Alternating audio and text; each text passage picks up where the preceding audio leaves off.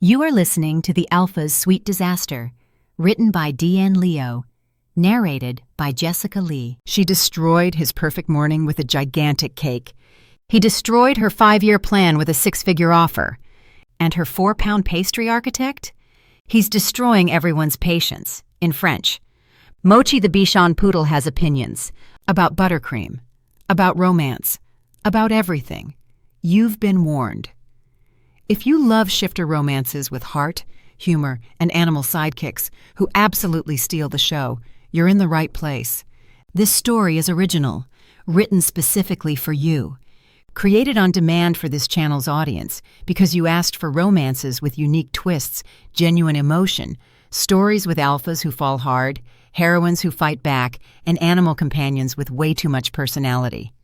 Want your story idea featured next? Drop it in the comments. Liking, commenting, and subscribing is the only way to support this channel and keep these stories coming, and it helps other romance lovers find their next obsession. This story includes a bonus chapter, link in the description, and pinned in the first comment. You can find the entire library at happynovels.com. Now let's begin. Chapter 1. The skateboard was a terrible idea, and Piper knew it. 3 hours ago, it had been decorative, a vintage penny board mounted on her office wall because it photographed well for her Instagram grid. Piper Monroe Events, where every moment becomes magic. The magic had apparently decided to take New Year's Eve off, along with her delivery van's transmission. "Piper! Piper!" Her tiny white Bichon Poodle called out in English, which meant he wasn't having a panic attack yet. If he were, he'd be speaking incoherent French, although Piper sounded the same in both languages. "What's up, Mochi? One of us is trying to deliver the biggest order of the year on time." Mochi's head emerged from her backpack like a periscope of anxiety, his black button eyes scanning the road ahead. "The velocity is wrong. The angle is wrong. You said left on Maple." "I said left on Maple in the van, with suspension. With brakes that function." His tiny white body vibrated against her spine. "Not on a piece of wood with wheels that you stole from your own wall." "Borrowed." Piper adjusted her grip on the cake box, her arms screaming from holding 15 pounds of architectural dessert above a wobbling board. The 3-tier castle blocked everything below her chin. She was essentially skating blind, guided only by a 4-pound Bichon Poodle having a nervous breakdown. "And it's not stolen if it's mine." "Ce n'est pas le moment pour la sémantique." The French meant he'd crossed from anxious into genuinely terrified. Mochi only defaulted to his mother tongue when his nerves overwhelmed his English, a remnant from the 2 years he'd spent in the kitchen of Le Bernardin, absorbing technique through sheer proximity and an eidetic memory for pastry architecture. He couldn't bake. His paws couldn't hold a piping bag, couldn't cream butter, couldn't fold meringue. But he could see, could design cakes that made grown pastry chefs weep with envy, could sculpt miniature models from clay that Piper would then translate into sugar and flour and butter. Only Piper understood what he meant when he said, "The turret needs more yearning," or "This buttercream should taste like the feeling of almost rain." She was his hands, he was her vision. Together they'd built something real. The cake currently threatening to become a very expensive projectile was their masterpiece. 3 tiers of vanilla bean sponge sculpted into a medieval castle, with sugar glass windows that caught light like trapped stars, edible gold leaf turrets that Mochi had agonized over for 3 weeks in clay before Piper recreated them in fondant, and a tiny dragon perched on the highest tower, wings spread, mouth open in a silent roar, each scale individually placed because Mochi had declared that dragons without proper scale gradation are just fat lizards with ambition. Mayor Henderson's New Year's Gala, $1,000, 3 months of rent, all or nothing. Henderson had made her guarantee on-time delivery, and he'd paid double up front. Late meant free cake. Late meant 3 months of work for $0 and a reputation in Sterling Peaks as the event planner who couldn't even get dessert to a party on time. "Shortcut," Mochi announced, his voice pitching toward hysteria. "Through Aspen Grove, now. We are 19 minutes behind schedule, and the mayor specifically requested the cake arrive before the governor, who I am 90% certain is reviewing restaurants under a pseudonym because his Yelp history is suspiciously sophisticated." You researched the governor's Yelp history? I research everyone's Yelp history. It's called due diligence. He ducked into the backpack, then immediately resurfaced. Piper, le virage. She leaned into the turn, knees bent, core tight, praying to whatever deity protected foolish event planners on wheels. The December wind sliced through her catering blacks like frozen knives. Against her throat, her suppressant charm, a delicate silver snowflake her grandmother had pressed into her palm 20 years ago, pulsed with familiar warmth. Stay calm, stay human, stay hidden. The mantra of her entire adult life. The chains she'd wrapped so tightly around her wolf that most days she forgot the cage existed at all. The shortcut through Aspen Grove was technically a service road, maintained in summer, abandoned in winter, occasionally discovered by lost tourists who'd ignored their GPS in favor of scenic routes. Snow had packed hard over the gravel, which actually helped the skateboard grip. "This is unauthorized," Mochi hissed. "This road is not on the approved route.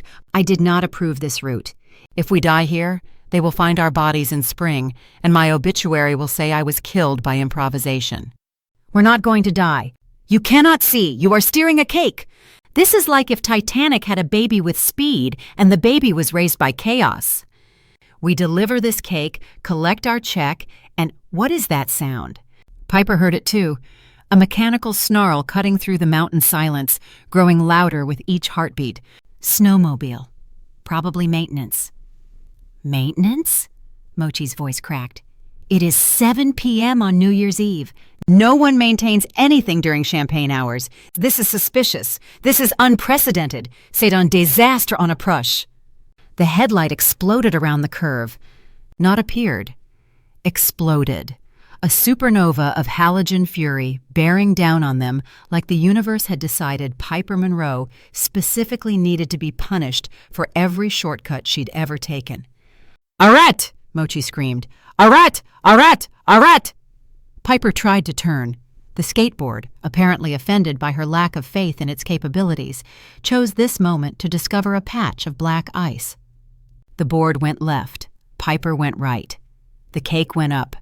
Time did that thing it does in disasters, stretched like taffy, giving her a front row seat to her own destruction. She watched the 3 tiers separate in midair, the castle fragmenting into its component parts with almost architectural precision. The first tier spiraled toward the tree line. The second tier achieved a rotation that would have impressed an Olympic diver. The third tier, the one with the dragon, with Mochi's perfect turrets, with 3 weeks of clay models and 17 hours of her piping work, aimed directly at the snowmobile's driver like a heat-seeking dessert missile. The driver swerved. The cake followed. The swerve became a spin. The spin became a tumble. The driver launched from his seat at approximately the same moment Piper launched from her board, and they met somewhere in the middle of the chaos, 2 bodies colliding with the graceless inevitability of magnets discovering their opposite poles. She hit his chest, his arms wrapped around her instinctively. They went down together, rolling through snow and scattered cake debris, until they came to rest in a drift deep enough to swallow them both to the waist. The third tier finally completed its trajectory. It landed on his head with a sound like a culinary execution, a thick, wet splat that seemed to echo off the mountains themselves. Fondant turrets crumbled down his face. The sugar glass windows shattered across his shoulders like edible confetti. The dragon, somehow still intact, slid down his forehead, caught on his nose, and dangled there like the world's most pathetic hood ornament. For one perfect moment, nobody moved. Then Mochi erupted from the backpack like a launched torpedo. "Mon Dieu! Mes tourelles! Mes belles tourelles!" He landed on the stranger's chest, paws scrabbling at the buttercream carnage. Trois semaines de modèle. J'ai fait 14 versions différentes. I don't speak dog, let alone a dog speaking French. Je ne suis pas un chien." Mochi whirled on him, switching to English with the force of personal offense. "I am a designer. I trained at Le Bernardin. I spent 2 years watching Chef Reipert construct pastry architecture that would make the Sistine Chapel weep with inadequacy. And you! He jabbed a tiny paw at the man's frosting-covered face.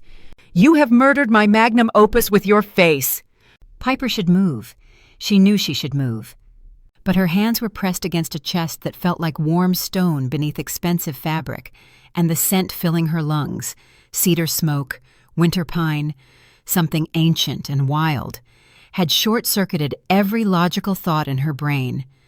Her suppressant charm didn't spark.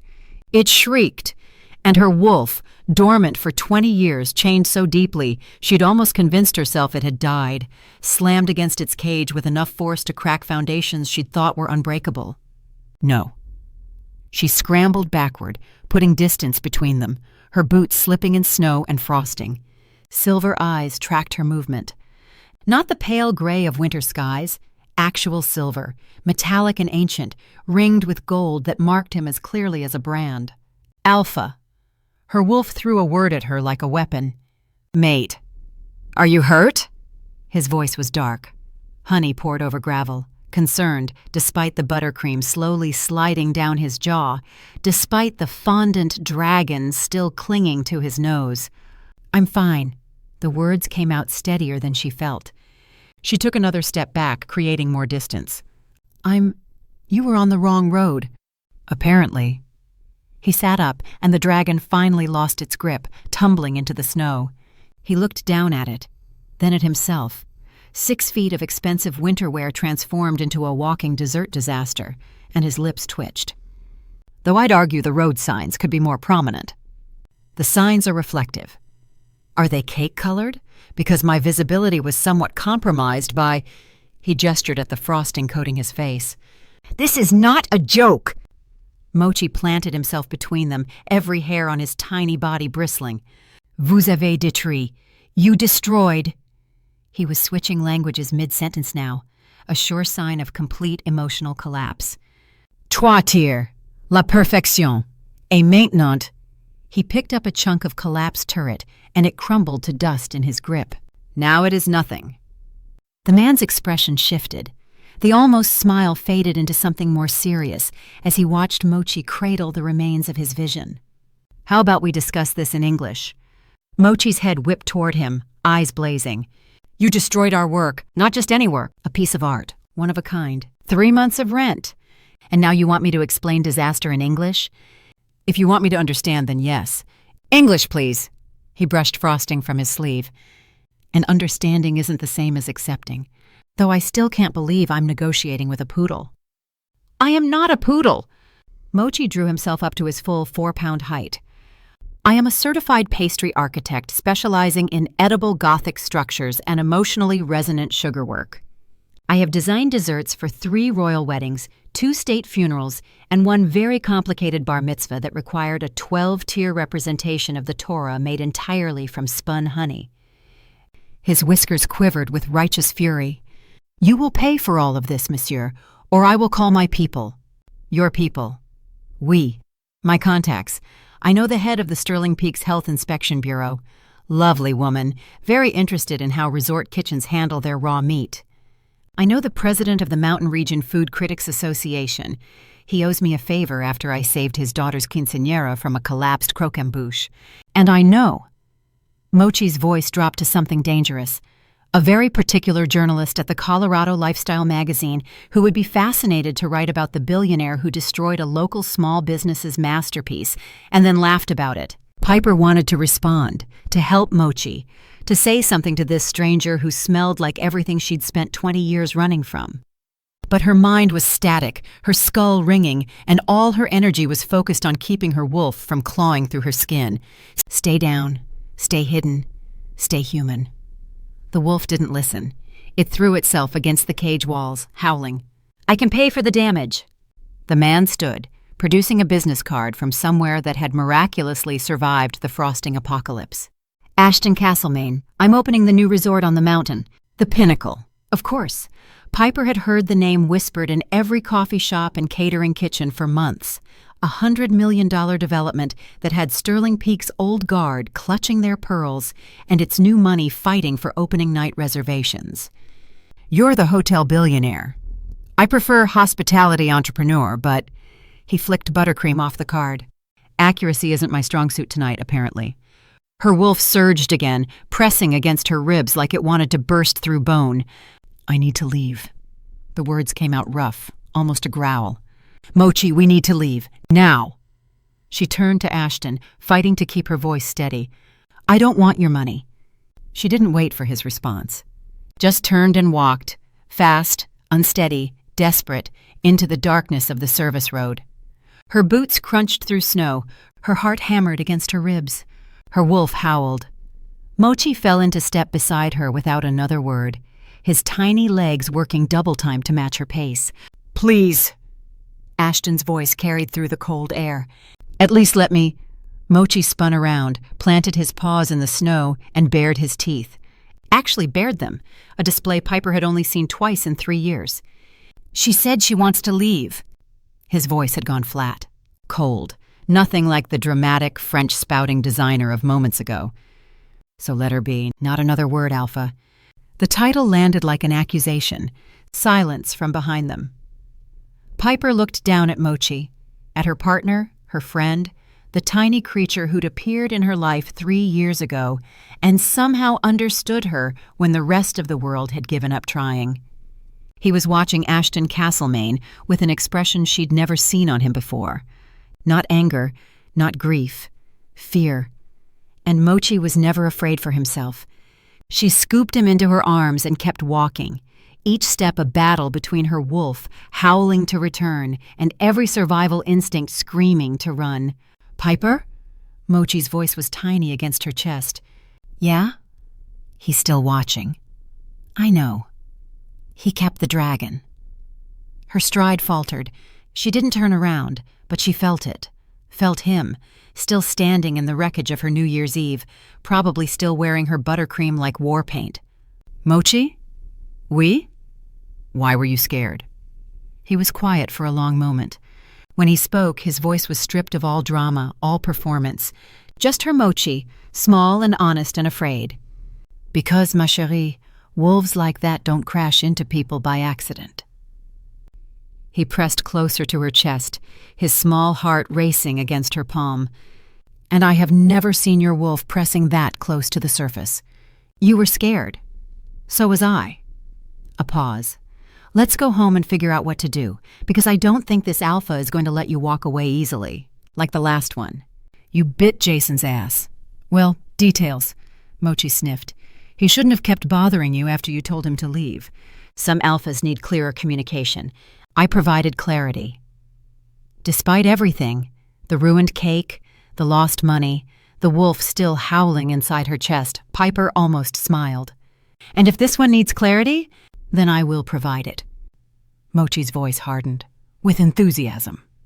Behind them, Ashton Castlemaine stood alone in the snow, holding a broken fondant dragon and watching them disappear into the mountain dark.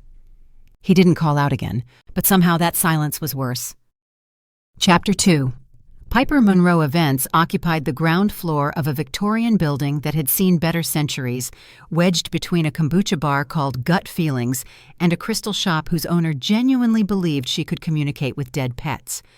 The dead pets had never complained about Piper's noise levels. The kombucha people had. Twice. "We need a new business model," Mochi announced from his workstation, a custom-built platform next to Piper's desk where he sculpted clay cake models with the intensity of a Renaissance master who'd been personally offended by mediocrity.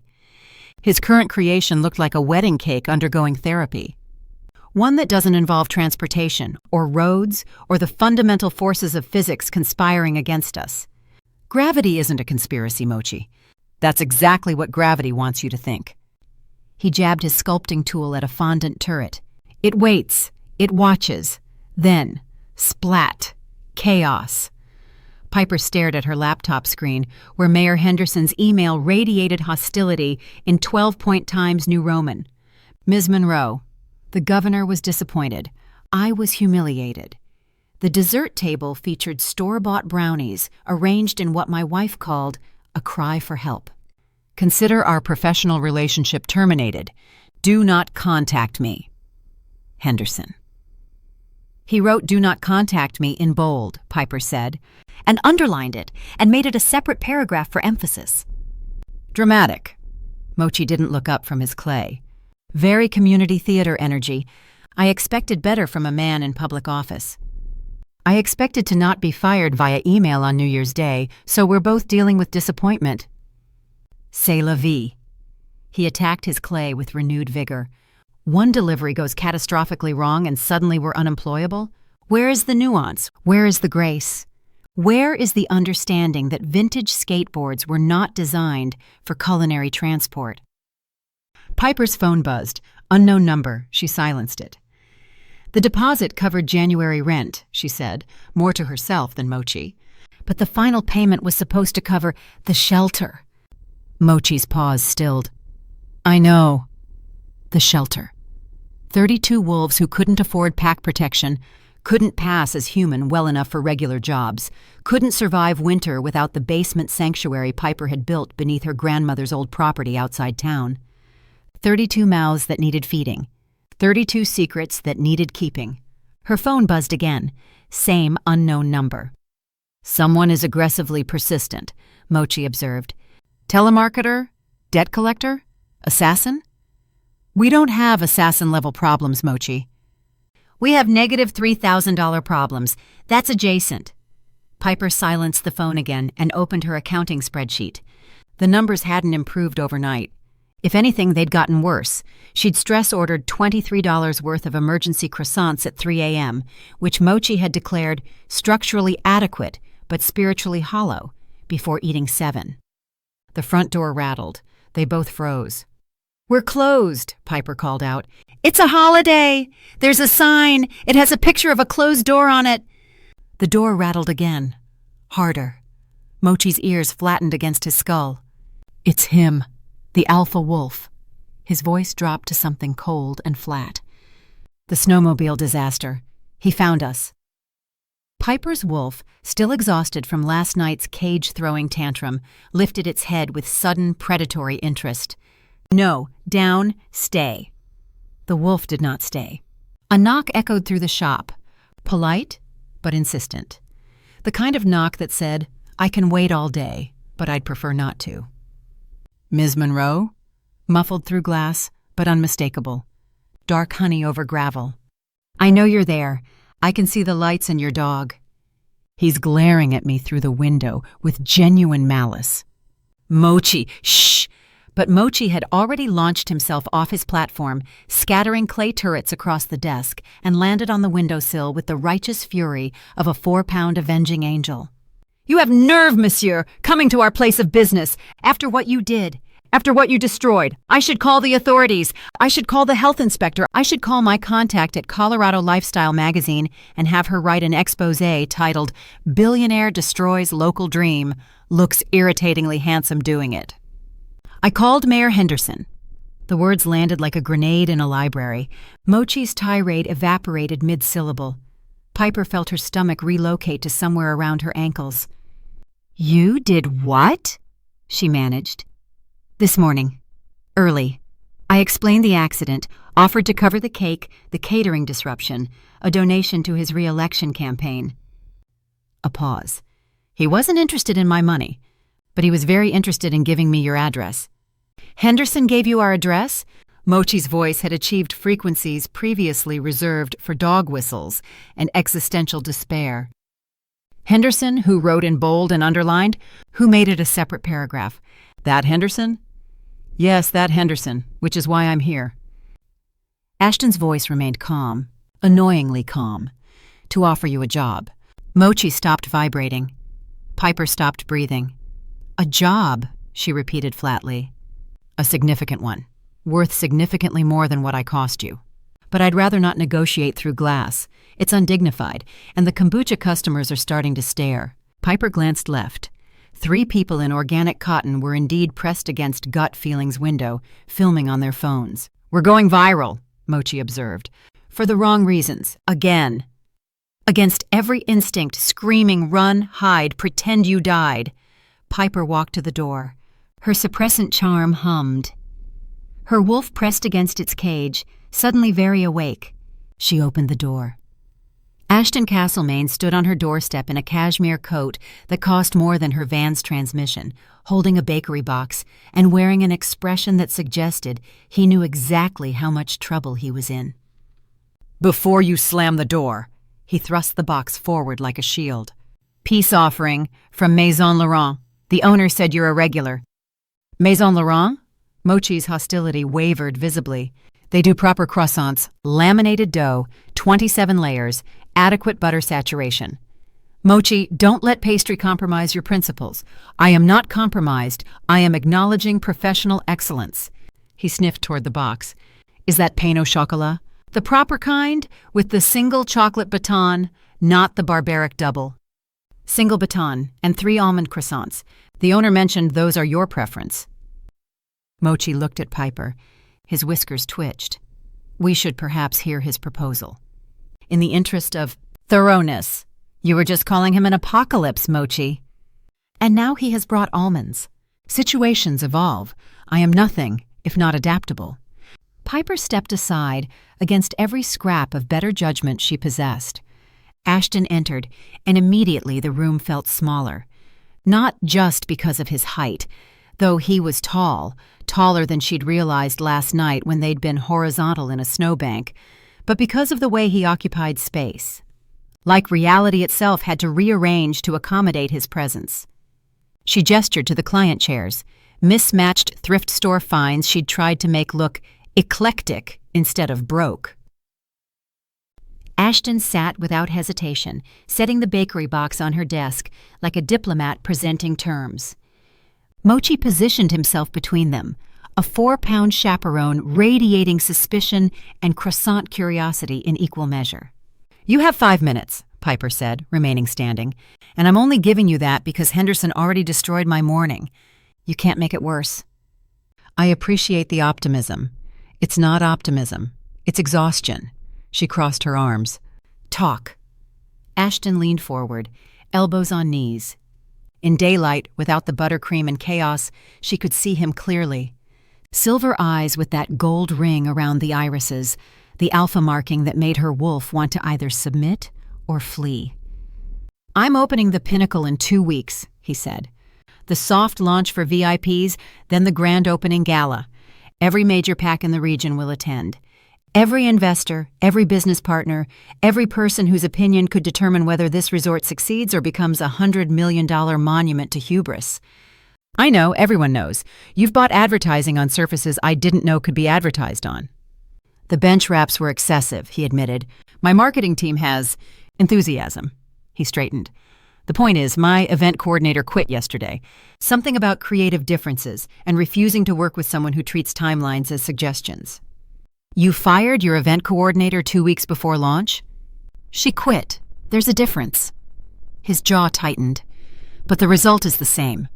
I need someone who can step in, take over, execute flawlessly, and do it under pressure that would make most professionals weep. And you think I'm that person? Piper laughed, but it came out wrong. Too sharp, too bitter.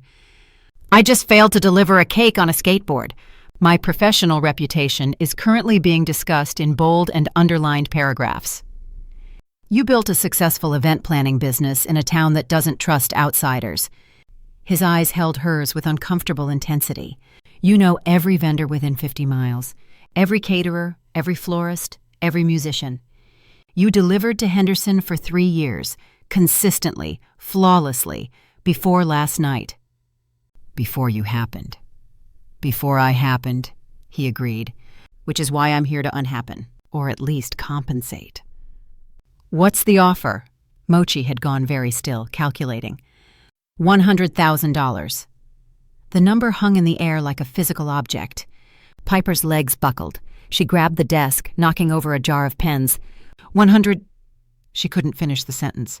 For 2 weeks of work, event coordination, vendor management, execution of the soft launch and gala. Ashton's voice was steady, like he quoted 6-figure sums before breakfast regularly, which he probably did. You'll have full authority over the event programming, unlimited budget for suppliers, my staff at your disposal. Mochi had climbed onto the desk, accidentally stepping in the bakery box, leaving tiny flower prints on Piper's scattered paperwork. Cent mil dollars, he breathed.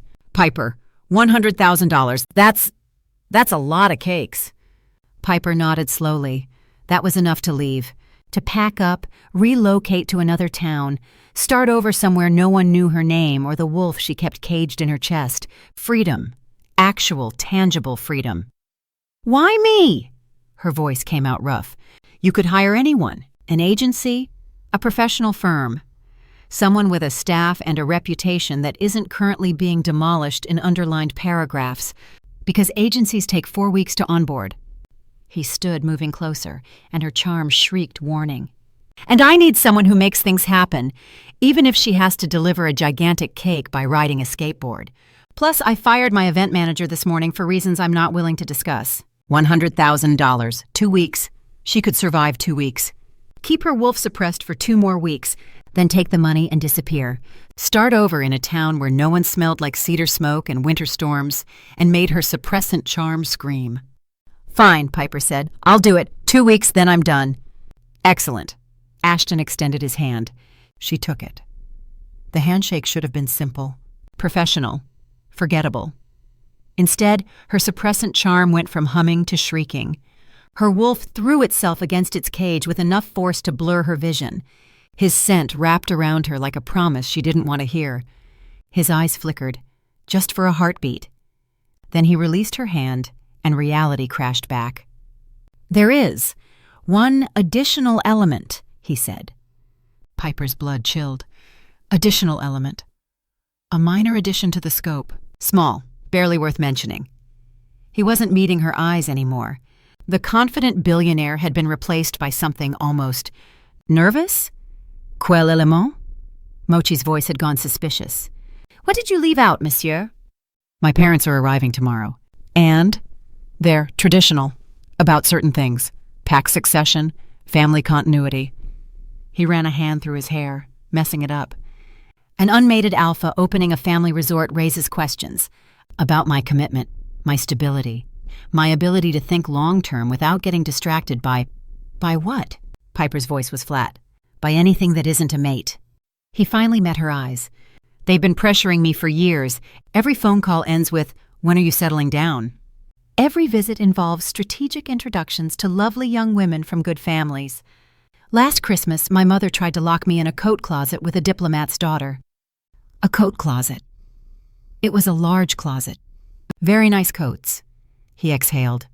"The point is, if I show up to my own resort launch without a partner, my parents will spend the entire 2 weeks trying to marry me off instead of supporting the business. They'll distract the investors, derail the events, turn my professional triumph into a matchmaking circus." Piper stepped back. "I'm not providing escort services." Her eyes narrowed, and for some reason I suspect this is the main part of the agreement, and the event management is the afterthought.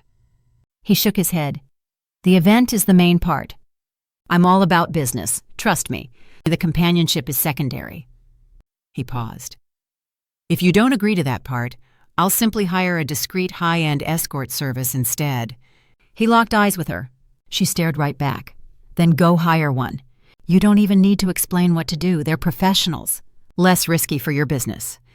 His gaze didn't waver. "They don't have what you have, Miss Monroe." "And what's that? Flour in my hair and a negative bank balance?" "A genuine passion." His voice softened. "You love what you do. You love people. You love companionship. You even love this ridiculously talkative small—" "Hey!" Mochi bristled. "I am small, but my teeth are sharp and my cakes are lethal." He turned to Piper. "Tell him about the butt bite incident." Ashton blinked. "The what?" "Focus, Mochi." Piper kept her eyes on Ashton. "You were saying something about passion?" "Genuine passion can't be faked." He took a step toward her. Not aggressive, just earnest. "My parents can see through fake dates in 30 seconds flat.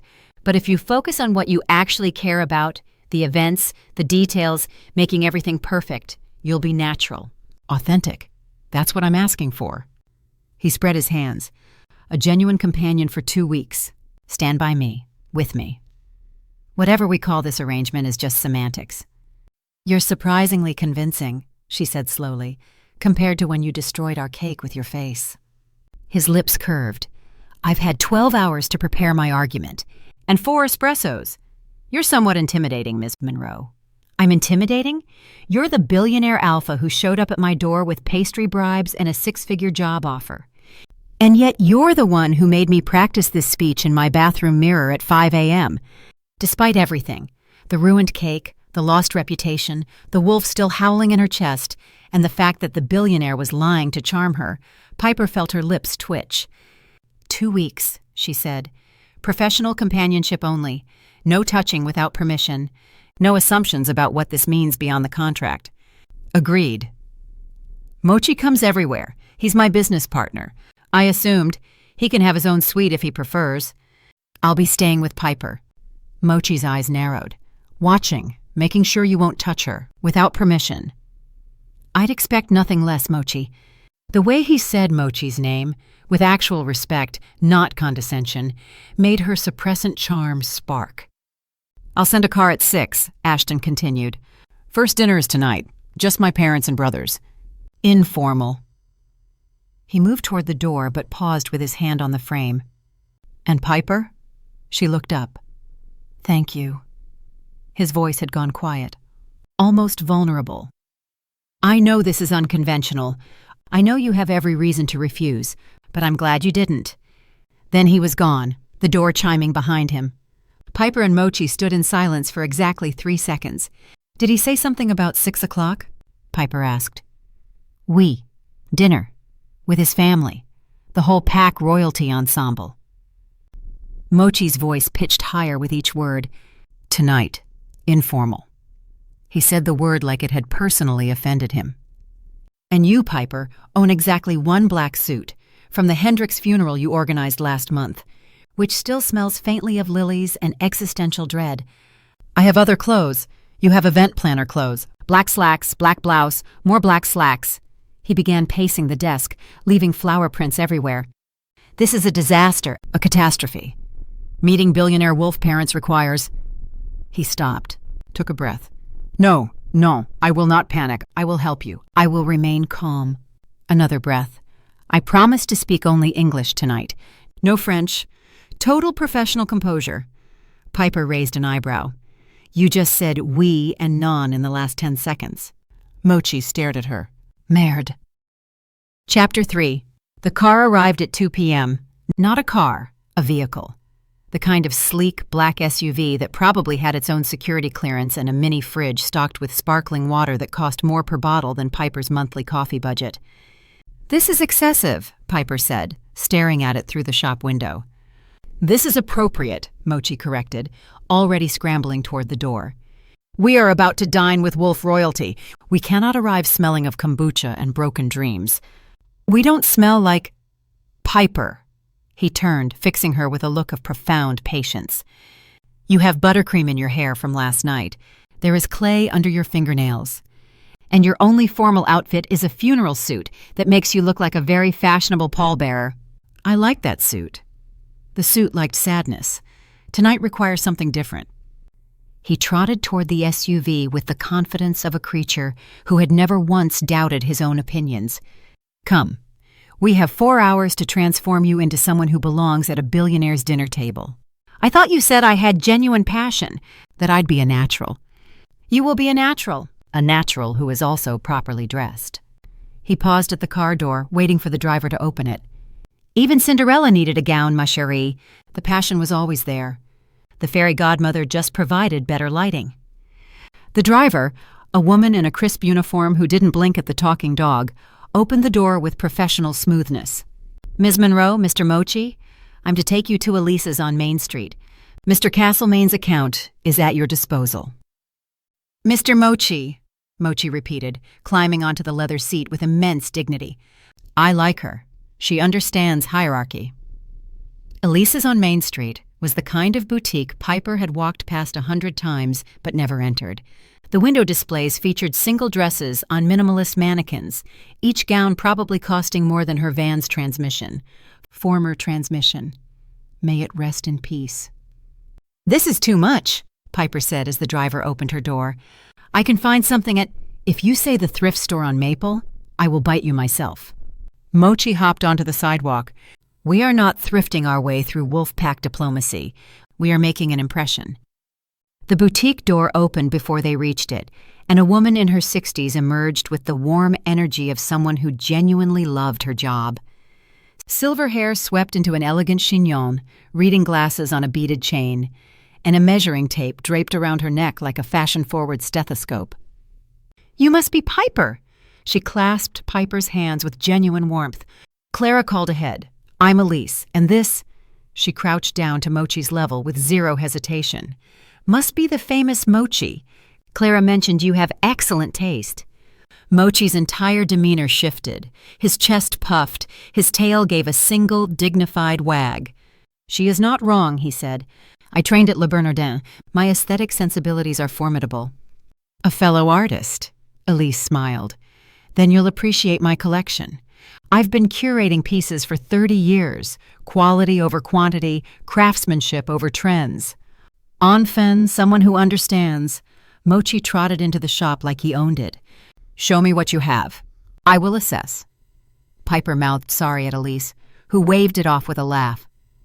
"Darling, I've dressed wolves, witches, and one very particular duchess who made your little friend look low maintenance." She guided Piper inside. "Besides, anyone going to dinner at the Castlemaine table needs all the help they can get." "You know the family?" "I dress Vivian Castlemaine." Elise's eyes twinkled. "Have for 15 years. Lovely woman, if you can survive the first impression. She comes on strong, but her heart's in the right place." "Define strong." She once made a senator cry over his choice of pocket square. Elise pulled a rolling rack toward them. "But she'll adore you. She's been waiting for Ashton to bring someone home for years. The fact that you're not some polished society princess will be refreshing." "I'm not polished or a princess. I'm an event planner who delivers cakes on skateboards." "Even better, Vivian hates boring." Elise began flipping through dresses with practiced efficiency. "Now, let's find you something that says confident professional, with a hint of I could destroy you, but I'm choosing peace." "That's very specific. Wolfpack dinners require specificity." She pulled out a deep emerald gown, holding it up to Piper's face. Brings out your eyes. Mochi thoughts?" Mochi had positioned himself on a velvet ottoman, surveying the proceedings like a tiny emperor. "The color is acceptable," he declared. "But the neckline is too aggressive. We want intriguing, not intimidating. She's meeting his mother, not seducing a Viking." "Fair point." Elise returned the dress and selected another. Midnight blue, simpler, elegant. "This? Better. The draping suggests sophistication without trying too hard. Try it on, Piper." Piper took the dress into the fitting room, feeling distinctly like she was being managed by forces beyond her control. The dress fit like it had been waiting for her. The fabric skimmed her curves without clinging. The color made her skin glow, and when she stepped out, both Elise and Mochi went silent. "Oh," Elise breathed. "Oh, darling." "Magnifique." Mochi's voice had gone soft. "Piper, you look like you, but the version of you that knows her worth." Piper turned to the mirror. She barely recognized herself, not because she looked like someone else, but because she looked like the person she might have been if life had gone differently, if she hadn't spent 20 years hiding, if she'd ever let herself be seen. "This is the one," she whispered. "This is absolutely the one," Elise agreed. "Now, let me just check the hem, and we'll—" The boutique door swung open with the force of someone who expected the world to accommodate her entrance. "Elise, darling, I need that Valentino for the— Oh." The woman who entered was everything Piper wasn't. Tall, blonde, cheekbones that could cut diamond. A white cashmere coat draped over shoulders that had probably never known the weight of self-doubt. She moved like liquid silk, like gravity was a suggestion she'd politely declined. Her eyes, pale blue, cold as glacier ice, swept over Piper with the warmth of a tax audit. "I didn't realize you had customers." The pause before customers carried a decade of private school disdain. "Serena." Elise's warmth cooled by several degrees. "I wasn't expecting you until Thursday." "Plans change." Serena drifted into the shop, her gaze fixed on Piper with unsettling intensity. "I'm sorry, have we met? You look familiar." "I don't think so." Serena circled closer, and Piper caught her scent, roses and something sharp underneath. Wolf. Definitely wolf. Wait, you're the event planner, aren't you? The one Ashton hired after that amusing cake incident everyone's talking about? Piper's spine stiffened. News travels fast. In our world? Always. Serena's smile didn't reach her eyes. I'm Serena, Ashton's cousin. Well, distant cousin. Our great-grandmothers were sisters. She extended a hand with perfectly manicured nails. We're practically family, which means I'll be seeing so much of you over the next 2 weeks. Piper shook her hand. The grip was cold, brief, assessing. Lovely dress, Serena continued, her eyes dropping to the midnight blue fabric. Very accessible. Elise, is this from your ready-to-wear collection? I didn't know you still carried those. Every piece in my shop is curated, Serena. You know that. Of course. Serena waved a dismissive hand. It's just, for a Castlemaine dinner, I'd expect something more. Elevated. But I suppose when one is working with a limited canvas.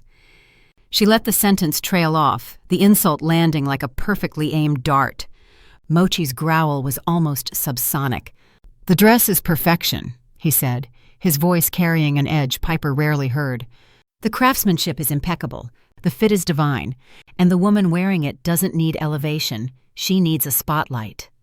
Serena's gaze dropped to Mochi with amused disdain. Oh, how precious, a talking dog with opinions. Mochi snorted. Mochi! Piper's voice was sharp. Don't! He subsided, but his body vibrated with barely contained fury. Serena smiled, a slow, satisfied curve that made Piper's wolf stir uneasily. You know what? You're absolutely right. Serena moved toward them, her hand reaching out as if to touch the dress's fabric. It really is lovely. Let me just see the... What happened next occurred so fast, Piper almost missed it. Serena's hand caught the delicate strap of the dress. Her nail, those perfect manicured claws, snagged the fabric. And with a motion that looked accidental but felt surgical, she pulled. The sound of tearing silk cut through the boutique like a scream. Oh no! Serena's gasp was flawless, rehearsed. Oh, I'm so sorry. How clumsy of me. The fabric just gave way. These ready-to-wear pieces, they're just not made to last, are they? Piper looked down. A 6-inch tear ran from her shoulder to her collarbone. The beautiful midnight blue, now gaping open like a wound. You? Mochi launched himself off the ottoman. Mochi, no! But he was already airborne, a white blur of righteous fury aimed directly at Serena. Mochi, stop! He twisted mid-flight, barely, redirecting his trajectory at the last possible second. But his teeth still made contact, scraping down Serena's shin with enough force to leave a mark through her stockings. Serena shrieked. Actually, shrieked. The first genuine sound she'd made since entering. Your animal just attacked me. He didn't bite. Piper scooped Mochi up, holding him against her chest where she could feel his tiny heart racing with adrenaline.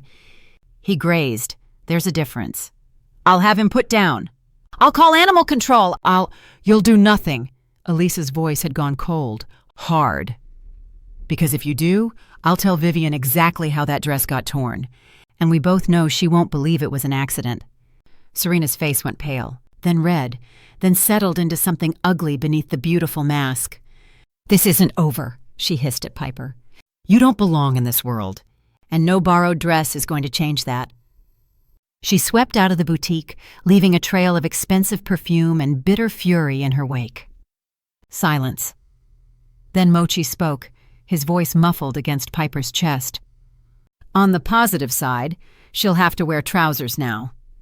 He looked up, utterly unrepentant. Stop showing off those legs, Canass. Mochi! What? It's French. It sounds elegant. Elise was already at Piper's side, examining the torn dress with gentle fingers. I can't fix this, she said quietly. The tear is too structural. I'm so sorry, darling. Piper stared at the ruined fabric. 20 minutes ago, she'd looked in the mirror and seen possibility. Now she saw exactly what Serena wanted her to see. You don't belong. Hey. Elise's hand cupped her chin, lifting her face. Don't you dare let that viper win. The dress was beautiful, yes, but it was just fabric. You're what made it special." "She's right." Mochi had wriggled free and was pacing the floor. "That woman is a saboteur, a villain, a cautionary tale about what happens when you give sociopaths access to manicures."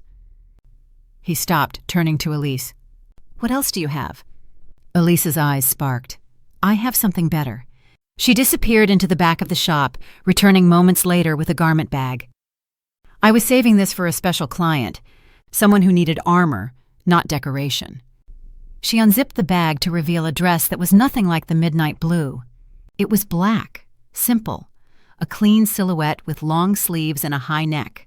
No embellishments, no drama, no desperate attempt to impress, just quiet, unshakable confidence sewn into every seam. "It's not glamorous," Elise admitted. "It won't make anyone gasp, but it'll make you feel like yourself, like you could handle anything, including snake cousins and billionaire parents." Piper took the dress into the fitting room. When she emerged, Mochi nodded slowly. "Better," he said. "Real." Piper looked in the mirror. The midnight blue had made her look like someone else, someone elevated, transformed, playing dress-up in a world she didn't understand. This dress made her look like Piper, just Piper who was ready for battle. "Serena wanted you to show up broken," Elise said, adjusting the shoulders. Embarrassed, off balance, she met Piper's eyes in the mirror. "Now you'll show up steady, and that's infinitely more dangerous. She tried to sabotage me 2 hours before dinner. What's she going to do during the actual 2 weeks? Whatever she tries, she'll regret it." Mochi had positioned himself by the window, watching the street like a tiny sentinel. "I only grazed her today. Next time, I aim for the Achilles tendon." "No maiming, Mochi." "Light maiming? No maiming." He turned back to the window. "Fine. I'll find other ways to manage her. I am Mochi. I am creative." Elise laughed, wrapping Piper in a quick hug. "You've got a good team, darling. A scary little dog in a dress that's basically emotional armor." She squeezed once, then released. "Now go show those wolves what you're made of." Piper looked at herself one more time. The dress wasn't glamorous, it wouldn't make anyone gasp, but it felt like hers. And for the first time since Ashton Castlemaine had crashed into her life, Piper felt something that wasn't fear or desperation or carefully suppressed longing. She felt ready. "Okay," she took a breath. "Let's go meet the family." "Unfan!" Mochi bounded toward the door. "Operation Don't Embarrass Ourselves is officially underway." "That's what we're calling this? Would you prefer Operation Probable Disaster?" "Operation Don't Embarrass Ourselves is fine. That's what I thought." The car was waiting. The dinner was approaching. And somewhere across town, an alpha was probably practicing his own speech in a bathroom mirror, wondering if she'd actually show up. Piper climbed into the SUV, Mochi settling beside her like a very small, very opinionated security detail. "Piper?" "Yeah?" "If his mother makes you cry, I'll strategically place my teeth in undesirable places." "You can't bite Ashton's mother." "My teeth tend to react negatively toward malice, Piper. If people radiate nice and sunshine, they never have to face my wrath." Despite everything, the torn dress, the sabotaging cousin, the wolf dinner looming ahead, Piper laughed. Chapter 4. The Castlemaine residence wasn't a house. It was a statement. 3 stories of mountain architecture that somehow managed to look both imposing and welcoming, like a fortress that had learned to smile. Ashton helped her out of the car, his hand warm against hers despite the January chill. "You look—" He paused, eyes traveling over her dress in a way that made her suppressant charm hum. "Different than I expected." "Different bad?" "Different real." His lips curved. "Most people try to impress my parents with flash. You showed up in armor." "It's just a black dress." "It's a black dress that says you're not here to perform." He offered his arm. "I like it." Piper took his arm, trying to ignore the way his scent, cedar smoke, winter pine, wrapped around her like a familiar blanket. In his charcoal suit, silver eyes bright against the snow-dusted evening, he looked like something out of a winter fairy tale. The dangerous kind. The kind where the wolf didn't just meet the girl, he kept her. "Stop it," she told herself. 2 weeks. Business. Then you disappear. Mochi trotted beside them, his tiny legs working double time to match their pace. He'd insisted on walking rather than being carried, declaring that arrival optics matter, and a professional enters on his own 4 feet. "Speaking of real," Piper said as they approached the entrance, "I should tell you something before we go in." "That sounds ominous." "Your cousin Serena visited the boutique today." Ashton's stride faltered, just for a heartbeat. "And?" "She destroyed my dress, the first one, made it look like an accident, but it wasn't." "No," Piper kept her voice steady. "She also made it very clear that I don't belong in your world." A muscle ticked in Ashton's jaw. "Serena isn't exactly my cousin. She said your great-grandmothers were sisters. That's the official story.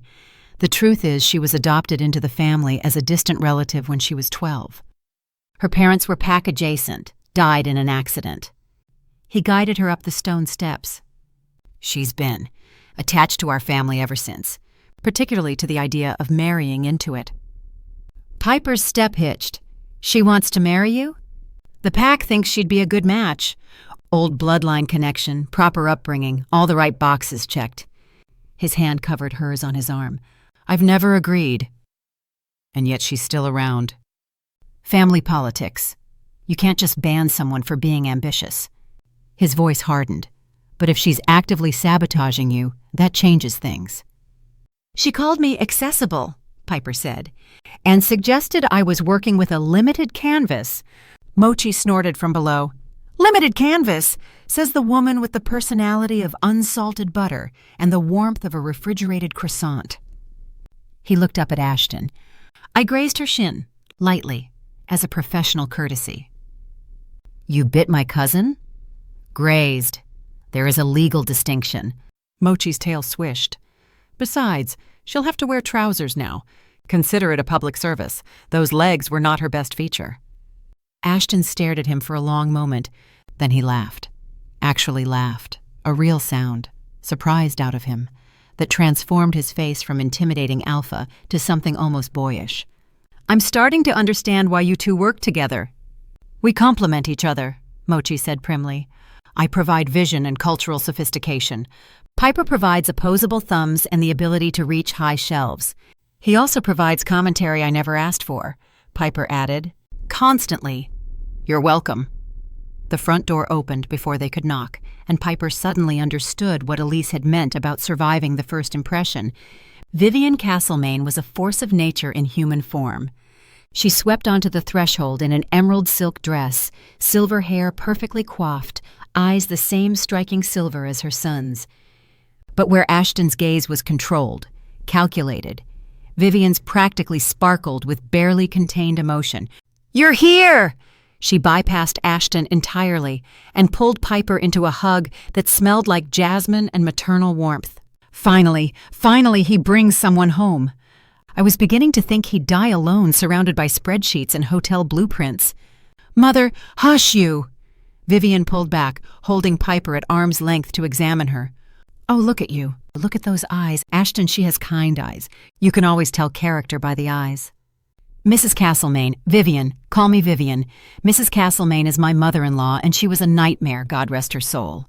Vivian spotted Mochi and gasped with genuine delight. "And who is this magnificent creature?" Mochi rose to his full 4-pound height. "Mochi, madame, pastry architect, formerly of Le Bernardin's Kitchen, currently creative director of Monroe Events." "He talks!" Vivian clutched her chest. "Ashton, why didn't you tell me he talks?" "I was saving it as a surprise." "The best surprise." She crouched down, in her silk dress, on her stone steps, without a moment's hesitation, and offered Mochi her hand. "Le Bernardin? You trained with Ripert?" "I observed, absorbed, developed my own methodology." Mochi sniffed her fingers delicately, then gave an approving nod. "You have excellent taste in hand cream. The lavender is subtle. Most people over-apply." "I like him," Vivian announced, standing. "I like both of them. Robert! Come meet Ashton's people."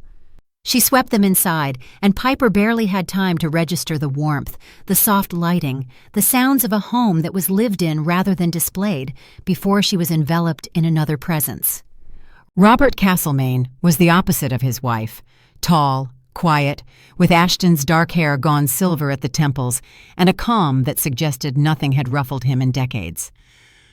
"Ms. Monroe," his handshake was firm but gentle, "we've heard a great deal about you." "Only good things, I hope." "Only intriguing things." His eyes crinkled. "Anyone who delivers cakes on skateboards in a snowstorm has my respect.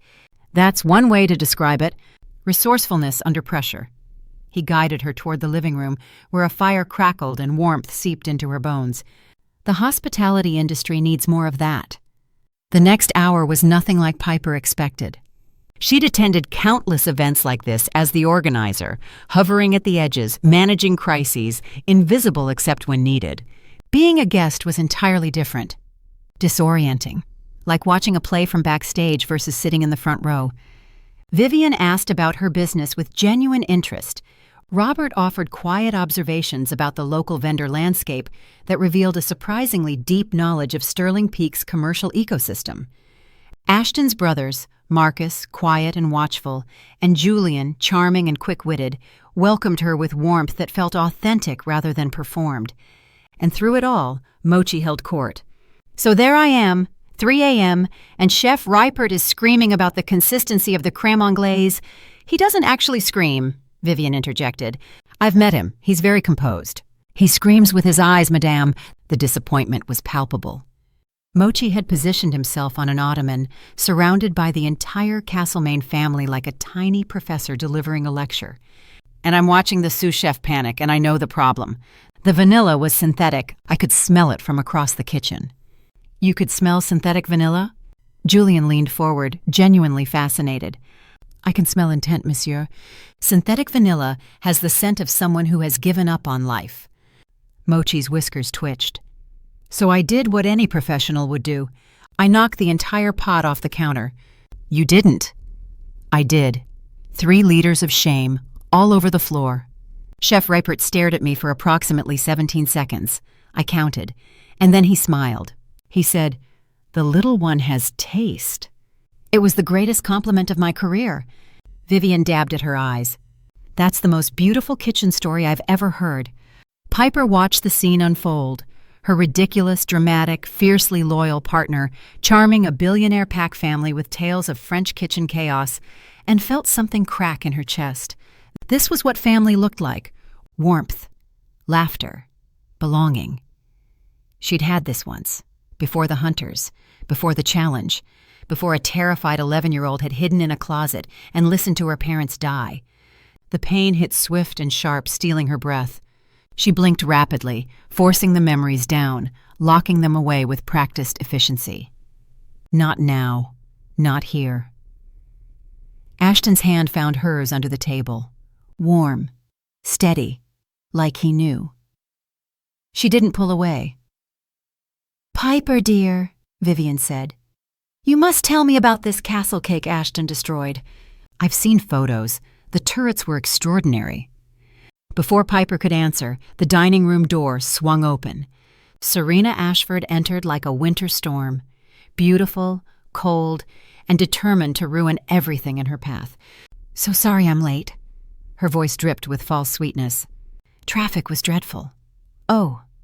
She stopped, manufactured surprise blooming across her perfect features.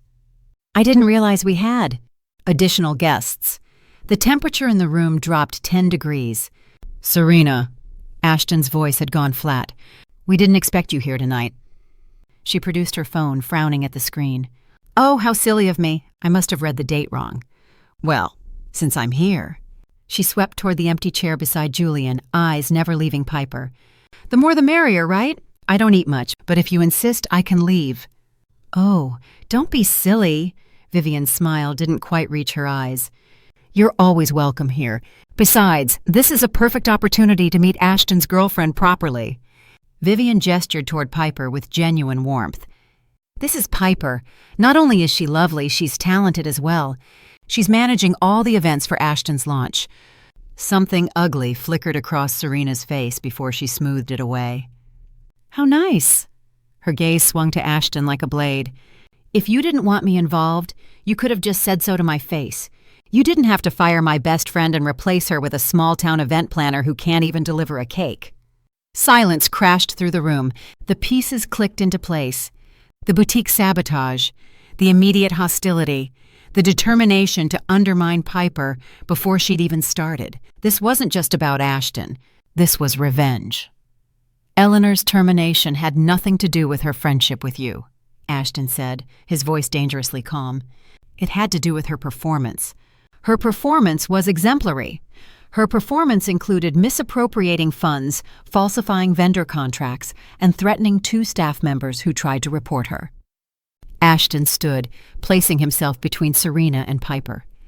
I didn't fire her for incompetence. I fired her for theft, and if you continue to harass the woman I've hired to fix the damage Eleanor caused, I'll have to publicly address your involvement as well. Serena went pale. My involvement? His voice dropped to something lethal. Walk away, Serena, while you still can. For a moment, Piper thought Serena might actually listen, might recognize when she was outmatched, but wounded pride made people stupid. This isn't over, Serena hissed. You think you can bring some nobody into our world and pass her off as acceptable? The pack will accept who I choose. That's what being alpha means. Ashton's eyes flashed gold.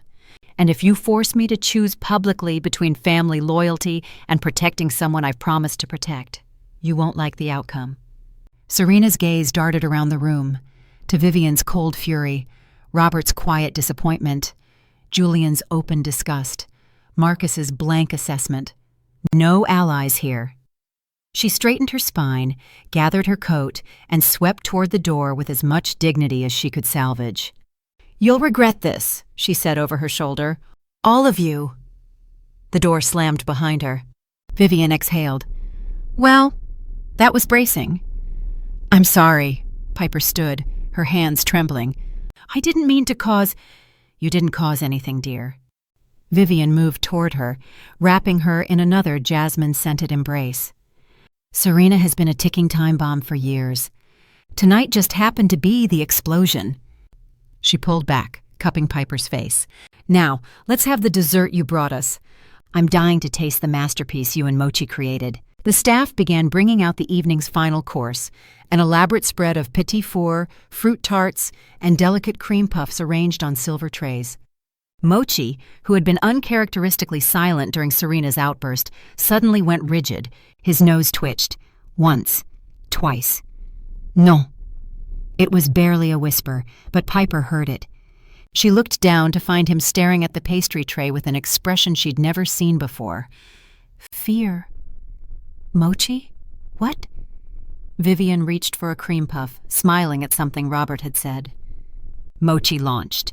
He crossed 3 feet of table in a single bound and clamped his jaw around Vivian's wrist, not biting, not breaking skin, but gripping with enough force to freeze her hand inches from the pastry. Vivian screamed. Mochi! Piper lunged for him. What the hell? Julian shot to his feet. Get it off her! Marcus was already moving. Arrête! Mochi released Vivian's wrist and scrambled backward, knocking over a water glass. La pâtisserie! C'est... What is wrong with your animal? Robert's calm had shattered into fury. He wouldn't... Piper scooped Mochi up, her heart hammering. She could feel him trembling in her arms, his small body vibrating with distress. Mochi, what happened? But he was staring at the cream puffs with wide, terrified eyes, and for once, no words came. That creature just attacked my wife! Robert was shouting now. I want it removed! Arrête! Ashton's voice cut through the chaos. Everyone, stop. Listen to him. Listen to... It's a dog, Ashton. He's not a dog. Ashton moved toward Piper, his voice steady despite the pandemonium. Mochi, look at me. What did you smell? Mochi's gaze slowly focused on Ashton. His whiskers trembled. The pastry. His voice was tiny, shaken, nothing like his usual theatrical confidence. Something is wrong. He pressed closer to Piper's chest. I'm sorry. I just knew she couldn't eat it. I knew. The head chef stepped forward, face grim. He'd already pulled a small vial from his pocket, standard pack protocol for gatherings, and dipped a testing strip into the cream filling. The strip turned black. Wolfsbane, he announced, voice flat. Concentrated. enough to kill an alpha within minutes. The room went silent. We didn't touch these, the chef continued, holding up the tray. Transferred them straight from the box onto the serving platter, the box she brought. Every eye in the room turned to Piper. We didn't do this. The words came out before she could think. Why would we poison food we were going to share with you? Antidote. Marcus's voice was cold. Classic move. Poison the target, conveniently have the cure, creates dependency. Gratitude. That's insane. Is it? Julian had moved to block the doorway. You show up out of nowhere, Ashton fires his event coordinator for you, and now there's wolfsbane in the dessert you provided? Call pack security. Marcus already had his phone out. Or human police. Your call, Alpha. Robert's hand was on Vivian's shoulder, his face carved from stone. Ashton, make the call. Ashton hadn't moved. His eyes were locked on Piper's face, searching for something. I'm not calling anyone, he said quietly. Ashton, I said no. His voice cracked through the room like a whip. Something isn't right here. This doesn't make sense. It makes perfect sense, Marcus snapped. She's been playing you from the start. We didn't do this. Piper clutched Mochi tighter, backing toward the door. Her heart was hammering so hard she could barely hear her own voice. Mochi stopped your mother from eating it. Why would he do that if we were the ones who... Maybe he panicked. Maybe the plan went wrong. Julian took a step toward her. Maybe you're not as good at this as you thought. Piper. Ashton's voice was steady, but she could see the strain around his eyes. Let's talk this through. Just stay. You want to talk. She kept moving, Mochi pressed against her chest. They want us dead. And we're not going down for something we didn't do. She turned and ran. Behind her, shouts erupted. Chairs scraped. Ashton's voice rose above the chaos. Let her go! Nobody follows her. But she didn't stop to see if anyone listened. Through the dining room, past the living room, out the front door and into the January night. The cold hit her like a fist, stealing her breath, turning her skin to ice. But she didn't stop. Couldn't stop. Mochi was shaking in her arms, still murmuring apologies in broken French. Je suis désolée, I didn't mean to. I just smelled it and I knew. It's okay. She kept running, bare feet. When had she lost her shoes? Burning against the frozen ground. It's okay. I've got you. She stopped. The driveway stretched ahead of her, dark and empty. The car that had brought them was gone. The street beyond was silent. Too silent. The shadows at the edge of the property moved. Not wind, not animals. Men. 4 of them, stepping out of the darkness with the coordinated ease of people who'd done this before. They wore dark clothes, dark expressions, and the kind of focused calm that said this wasn't random. This was planned. Piper's wolf stirred. For the first time in 20 years, it didn't feel like a threat. It felt like survival. Ms. Monroe. The lead man's voice was pleasant, almost friendly. We'd like a word. I don't know you. He smiled, and it didn't reach his eyes. That's irrelevant. Piper's blood turned to ice. The men were spreading out, circling, 4 against 1. Professional. Armed, probably. She couldn't shift. Hadn't shifted in 20 years. Didn't even know if she still could. But she could fight. She set Mochi down gently on the frozen ground. When I say run, she whispered, you run. Find Ashton, don't look back. Piper, promise me. She didn't wait for his answer. The first man lunged. Chapter 5. Piper braced for impact. A shadow exploded from the darkness, not a man, a wolf. Massive, silver-black fur, catching moonlight like liquid metal, slamming into her attacker with enough force to send him flying 10 feet into a snowbank. Ashton. Even in wolf form, she knew him. The scent of cedar smoke and winter storms now amplified 100-fold. The way he moved, fluid, deadly, completely in control.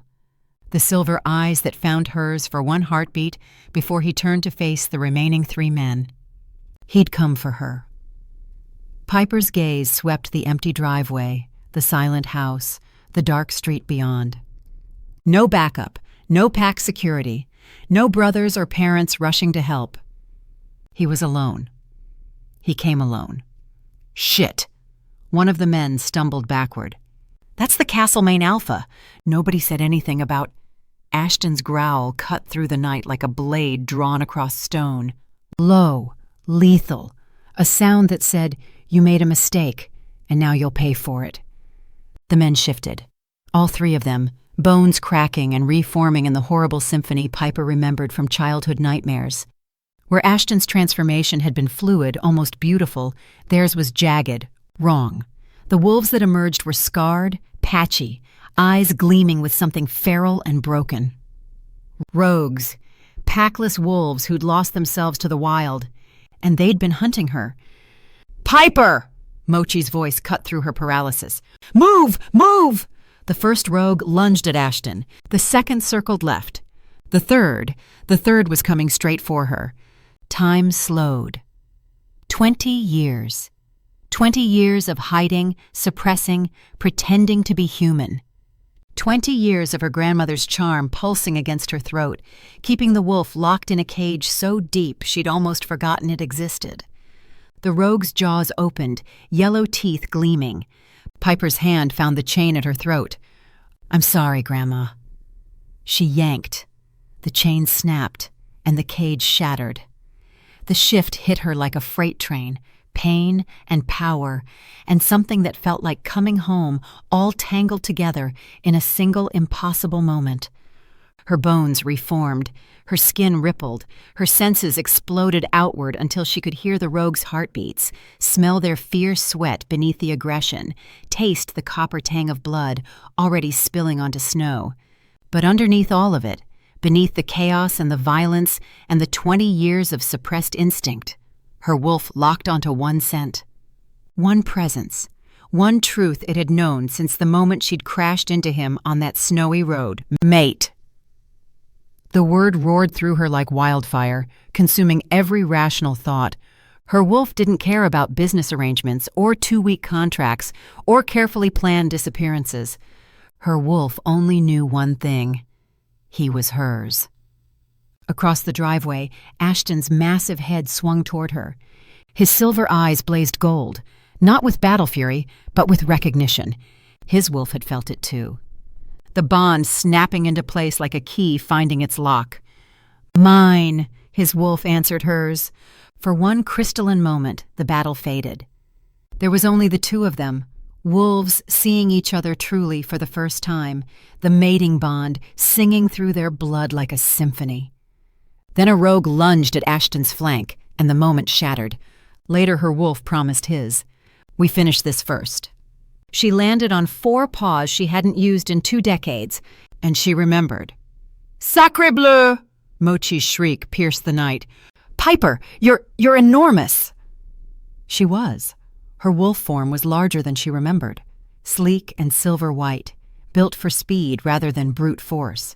The rogue charging at her skidded to a halt, clearly expecting a helpless human, not a fully shifted wolf with 20 years of suppressed rage finally given an outlet.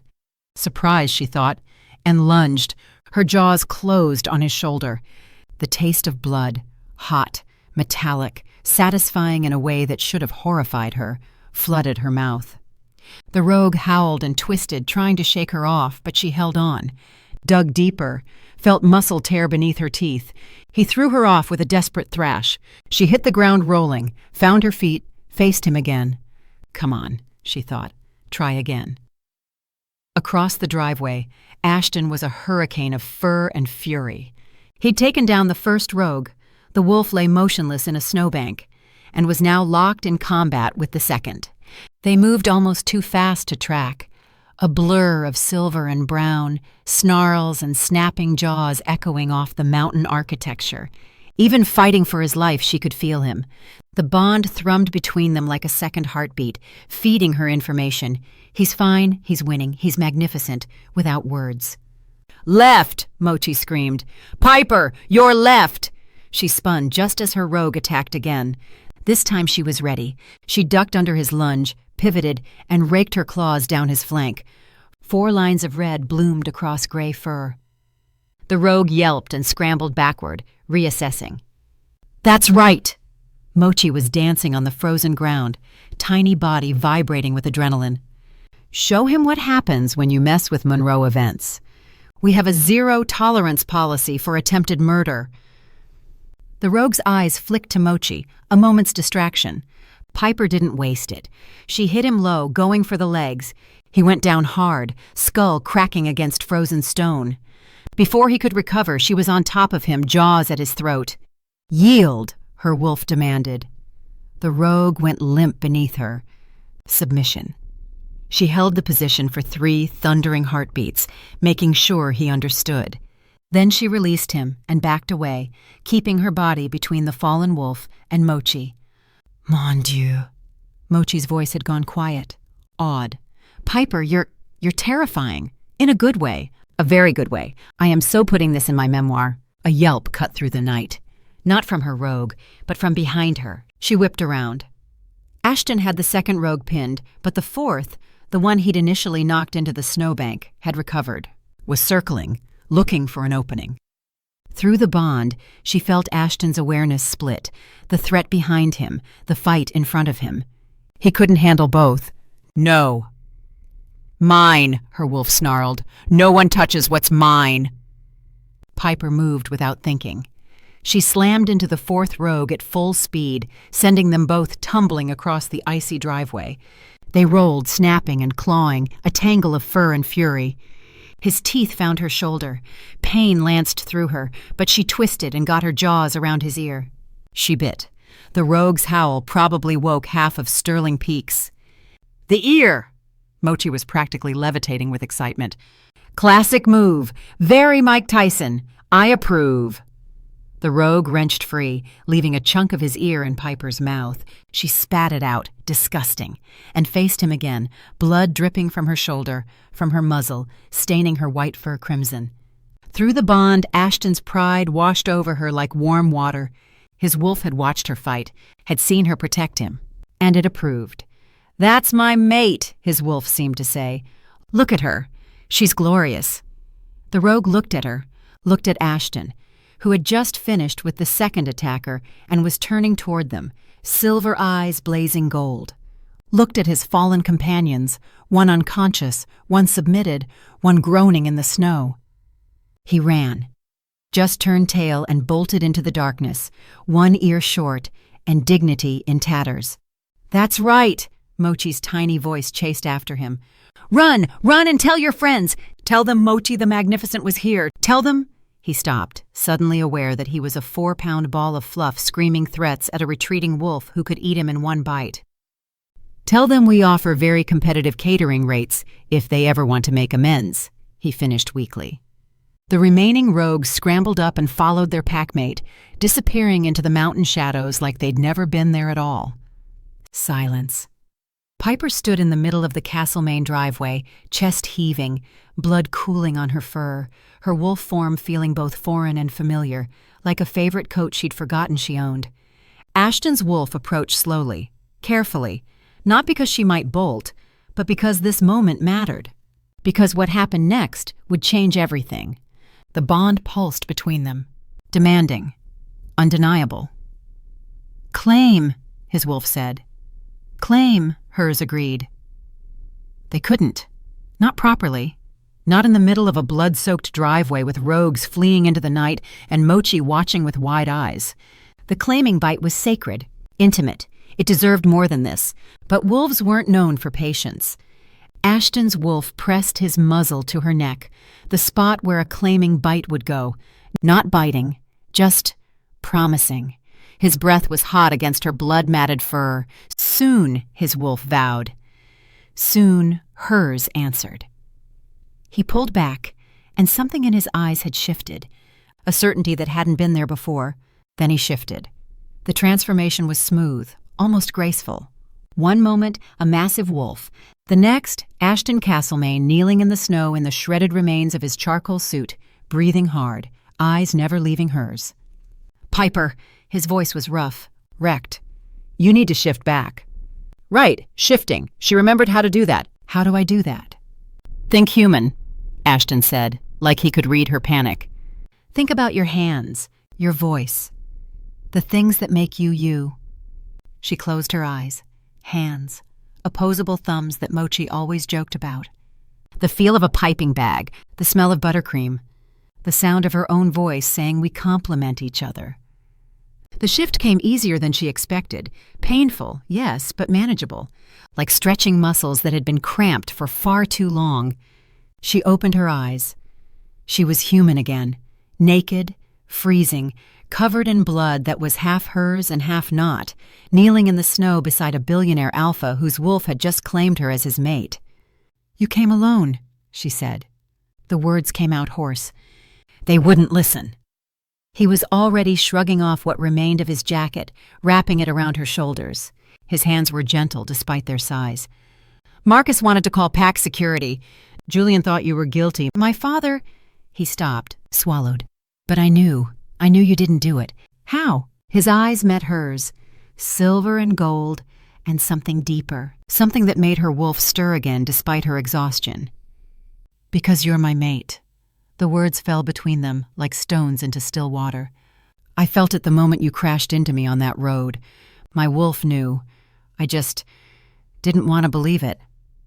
"Neither did I. And now?" She looked at him. At this man who'd abandoned his entire family to save her, who'd fought beside her like they'd been doing it their whole lives, who was looking at her like she was something precious instead of something broken. "Now I can't ignore it anymore." His hand cupped her face. Gentle, reverent. "Can I—" "Yes." He kissed her. Soft at first, then deeper, his mouth claiming hers with the same intensity his wolf had shown in battle. She tasted blood and snow, and something that felt like forever. When they pulled apart, both breathing hard, Ashton pressed his forehead to hers. "The claiming bite," he said. "Tonight, before anything else happens. Before my family or the rogues or anyone tries to separate us." "Is that a proposal or a demand?" "It's a request." His voice dropped. "From a wolf who's been waiting his whole life to find you." That's very romantic for a man covered in someone else's blood. "I have layers." "Okay." She took a breath. "Tonight." The cabin was exactly what Ashton had promised. Small, secluded, tucked into a mountain valley so remote that Piper's phone had lost signal 3 miles back. It was also, Mochi noted loudly, severely lacking in appropriate amenities. "There's no heated floor," he announced, pacing the wooden planks with obvious displeasure. "No temperature-controlled environment, no croissants. There's a fireplace," Ashton said, already building a fire with efficient movements. "And canned soup." "Canned soup." Mochi made the words sound like a death sentence. "We have fallen so far from civilization." But he settled onto the one pillow Piper had found for him, curling into a tiny ball of exhausted fluff, and was snoring within minutes, which left Piper and Ashton alone. By firelight, with a mating bond humming between them like a live wire. "We don't have to do this tonight," Ashton said, though his voice was strained with the effort of restraint. "If you need time, I've had 20 years of time." Piper moved toward him. 20 years of hiding, running, pretending I was something I'm not. She stopped inches away, close enough to feel his heat. "I don't want to hide anymore." His control shattered. He pulled her against him, mouth finding hers with desperate hunger. She kissed him back just as fiercely, fingers tangling in his hair, body pressing against his like she could crawl inside him and stay there forever. They made it to the cabin's single bed, barely. Clothes disappeared. Skin met skin. And when his teeth finally found the curve of her neck, when he bit down and the mating bond exploded through both of them, Piper bit him back. His shoulder, the same spot, marking him as completely as he'd marked her. The bond settled into place between them, like a key finding its lock. She could feel him now, not just his presence, but his emotions. His fierce protectiveness, his overwhelming relief, his love, burning so bright it made her eyes sting. "Mine," her wolf sighed, finally content. "Yours," his wolf agreed. "Always." From across the room, a small, horrified voice broke the silence. "I cannot believe I just witnessed that." Piper's head shot up. Mochi was awake, having apparently emerged from his pillow fortress at the worst possible moment. His tiny face wore an expression of profound trauma. "You said you were sleeping!" Piper grabbed for the blanket, heat flooding her cheeks. "I was sleeping, and then there was growling and biting and—" He shuddered dramatically. "Sounds that will haunt me for the rest of my natural life. Mochi, is this how wolves claim mates?" He turned to Ashton, whiskers quivering with indignation. "Because I must say the ritual lacks elegance. Where is the ceremony? The poetry? The exchange of meaningful tokens?" "It's tradition," Ashton said, clearly fighting a smile. "It's barbaric. In French culture, we have romance, courtship.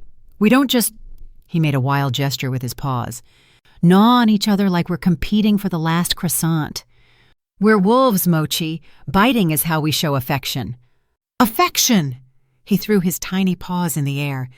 "She has teeth marks on her neck. This is not affection. This is assault with romantic intent." "He has matching ones," Piper offered. Mochi's gaze swung to Ashton's shoulder, where Piper's bite mark was already darkening into a permanent claim. "Mon Dieu," he collapsed back onto his pillow like a fainting Victorian.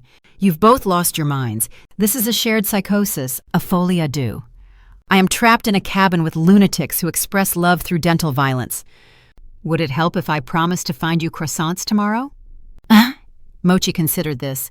"Proper ones, from Maison Laurent. I'll have them delivered by helicopter if I have to. And a formal apology for the emotional damage I've suffered tonight. You'll get a written letter.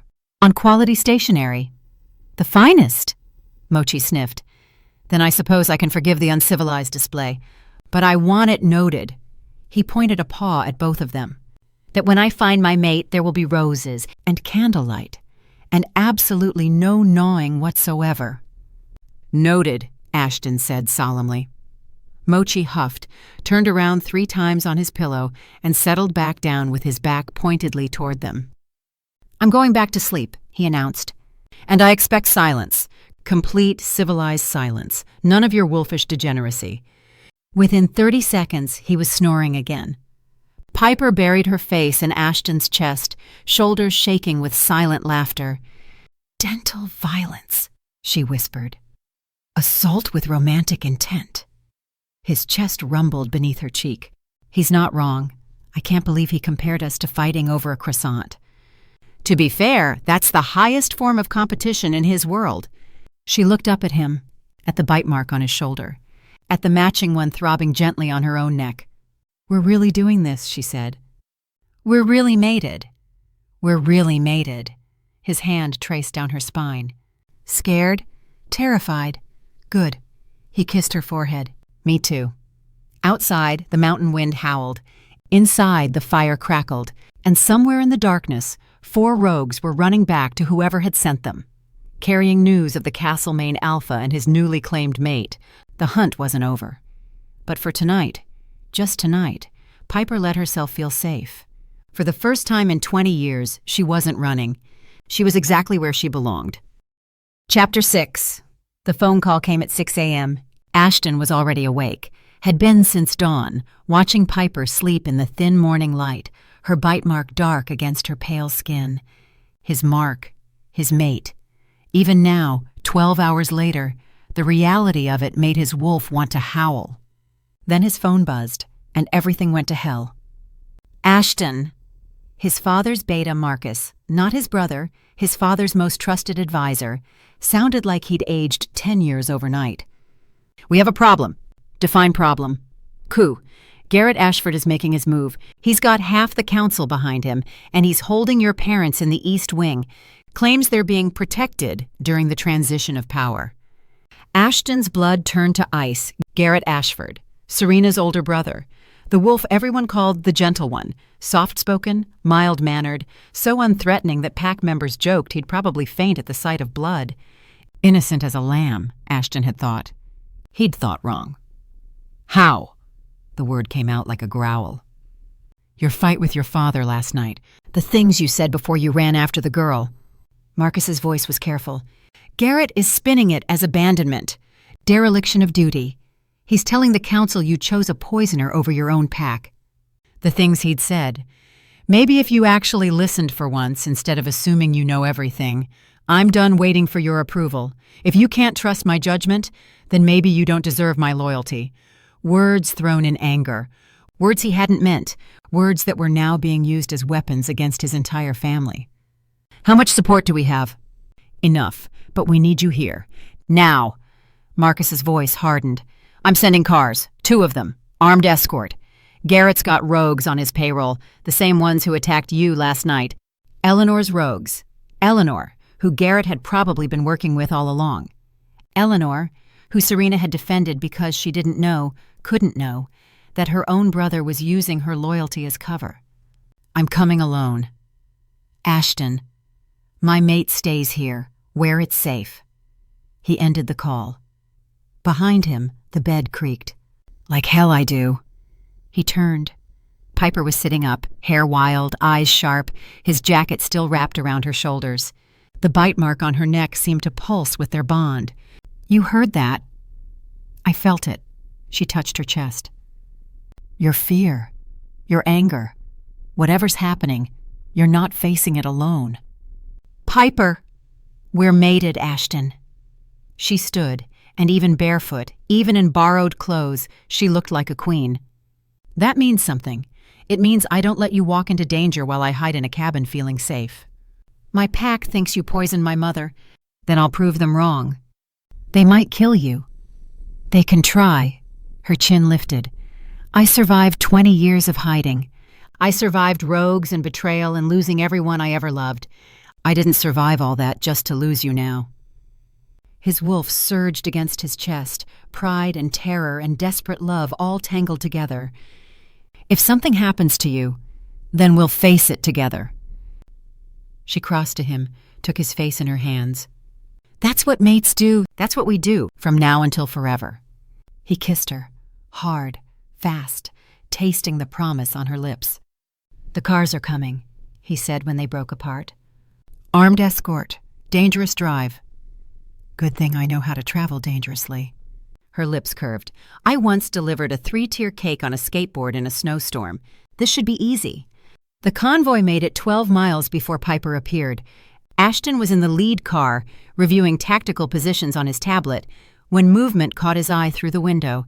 A skateboard, moving at 60 miles per hour, keeping pace with his armored SUV. What the? His driver swerved.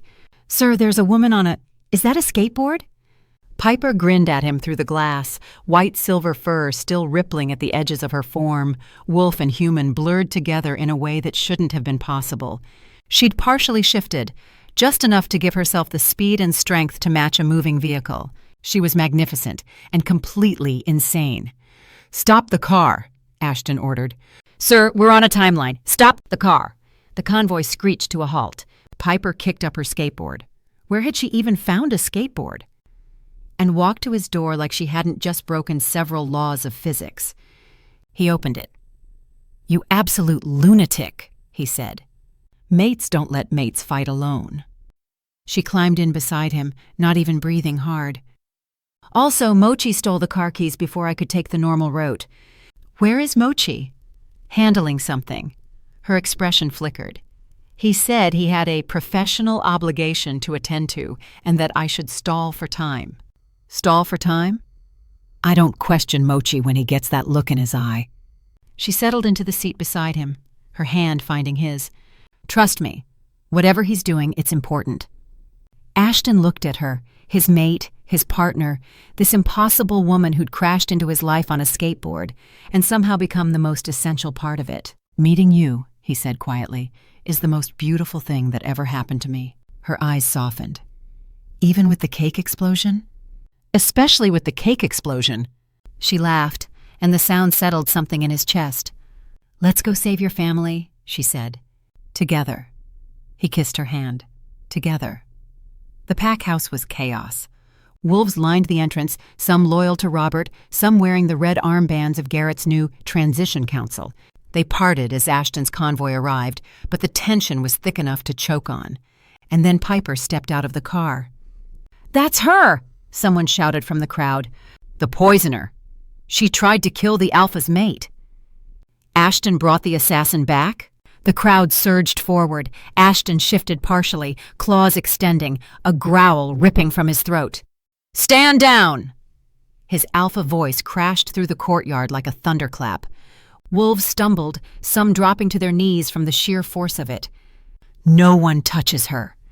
His eyes swept the crowd, finding every face, memorizing every expression. "She is my mate. Claimed, bonded, mine."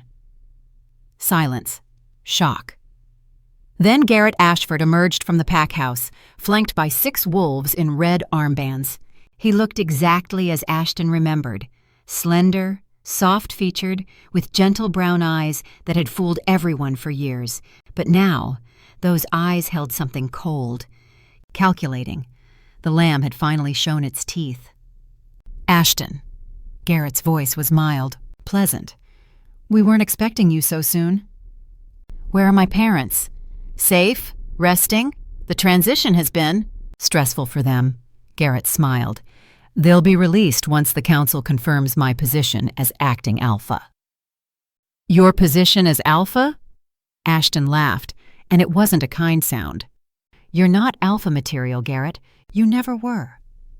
"The council disagrees. Your father's judgment has been compromised for years. And after your display last night, abandoning your family to chase a poisoner..." His eyes flicked to Piper with open disgust. "The pack lost faith in your leadership as well." "The pack is divided," a voice called from behind Ashton, one of his father's loyalists. "Half of us never agreed to this coup. Which is why we're having a proper transition," Garrett said smoothly. "Democratic, peaceful, no bloodshed required." "Unless you count the rogues you sent to kill us last night," Piper said. The crowd rippled with murmurs. Garrett's pleasant expression didn't waver. "I don't know what you're talking about." 4 rogues, hired muscle, waiting in the shadows of the Castlemaine estate.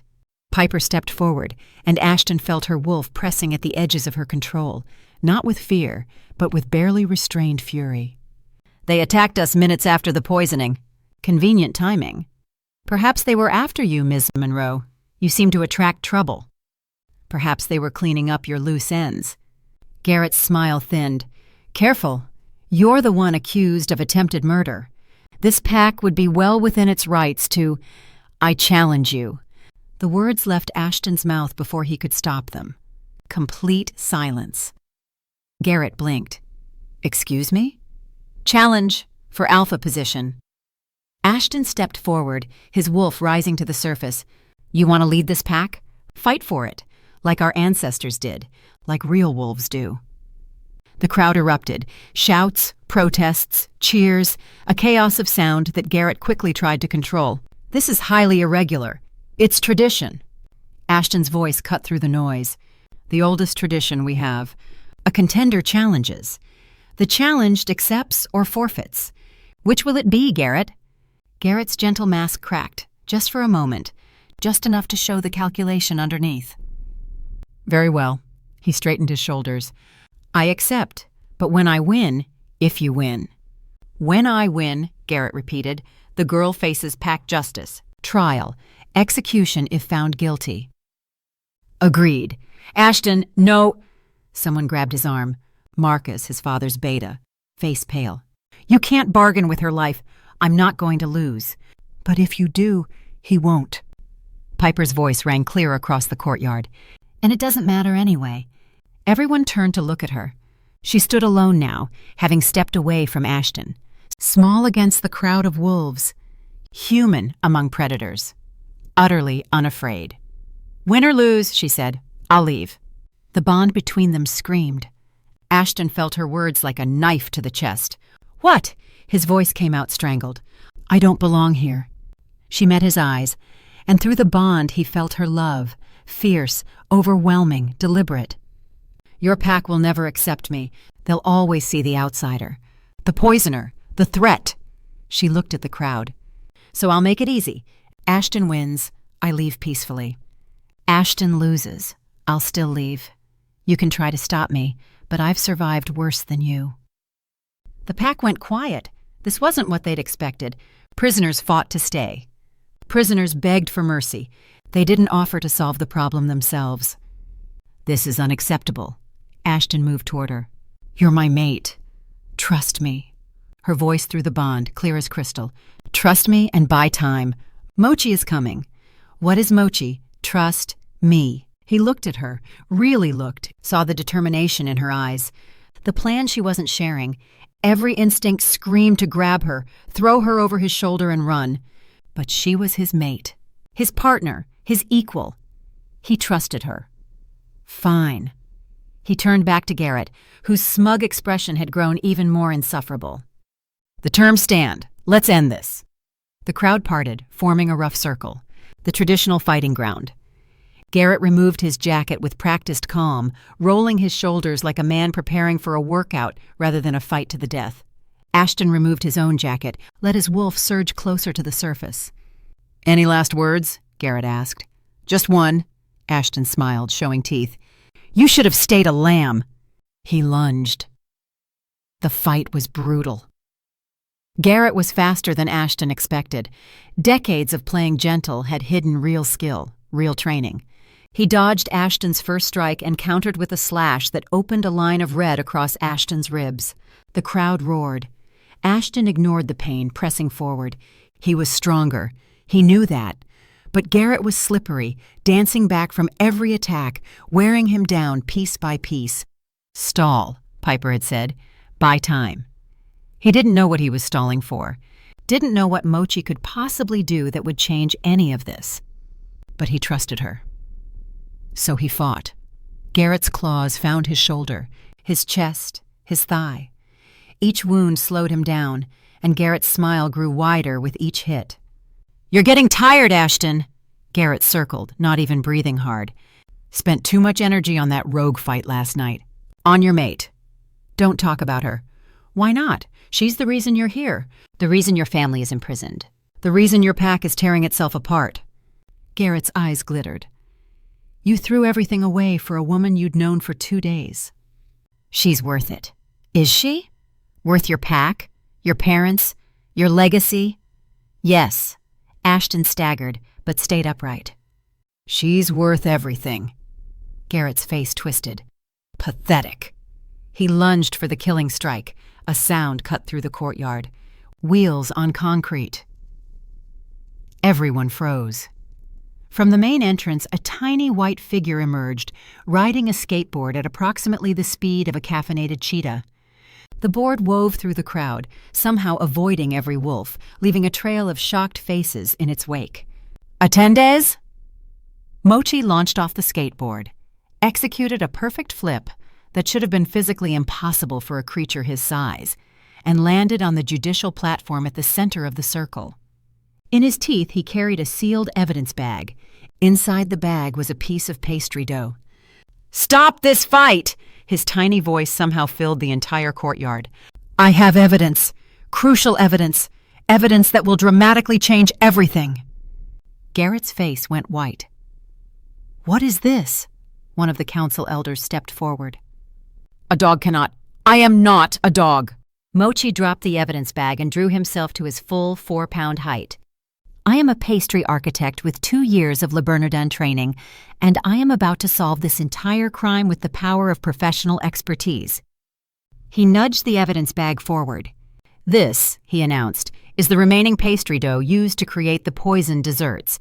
I found it hidden in that man's office." He pointed a paw at Garrett, "behind a truly appalling collection of participation trophies." "That proves nothing." "Silence!" Mochi's shriek echoed off the stone walls. "I am not finished. A good chef, a professional chef, leaves a signature on their work. A knife imprint, a specific angle of cutting, a personal mark that identifies their dough as surely as a fingerprint." He pulled the dough from the bag, displaying it to the crowd. "This imprint," he said, "belongs to Eleanor Vance, the woman you fired for theft." He looked at Ashton. "The woman he—" A paw swung toward Garrett. "Has been working with for the past 2 years. The crowd erupted. "Eleanor made this dough on the night of the dinner," Mochi continued, projecting over the chaos with the confidence of a tiny prosecutor. "She snuck into the estate, prepared the poison, and delivered it through the dessert you brought as a gift, disguised as their work.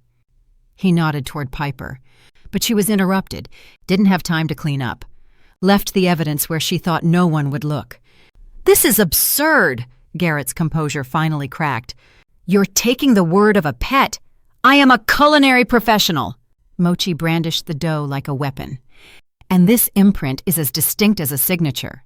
Every pastry chef in this region knows Eleanor's mark, the 45-degree angle, the hesitation at the top of the cut, the slight wobble from her tremor." His whiskers quivered with righteous fury.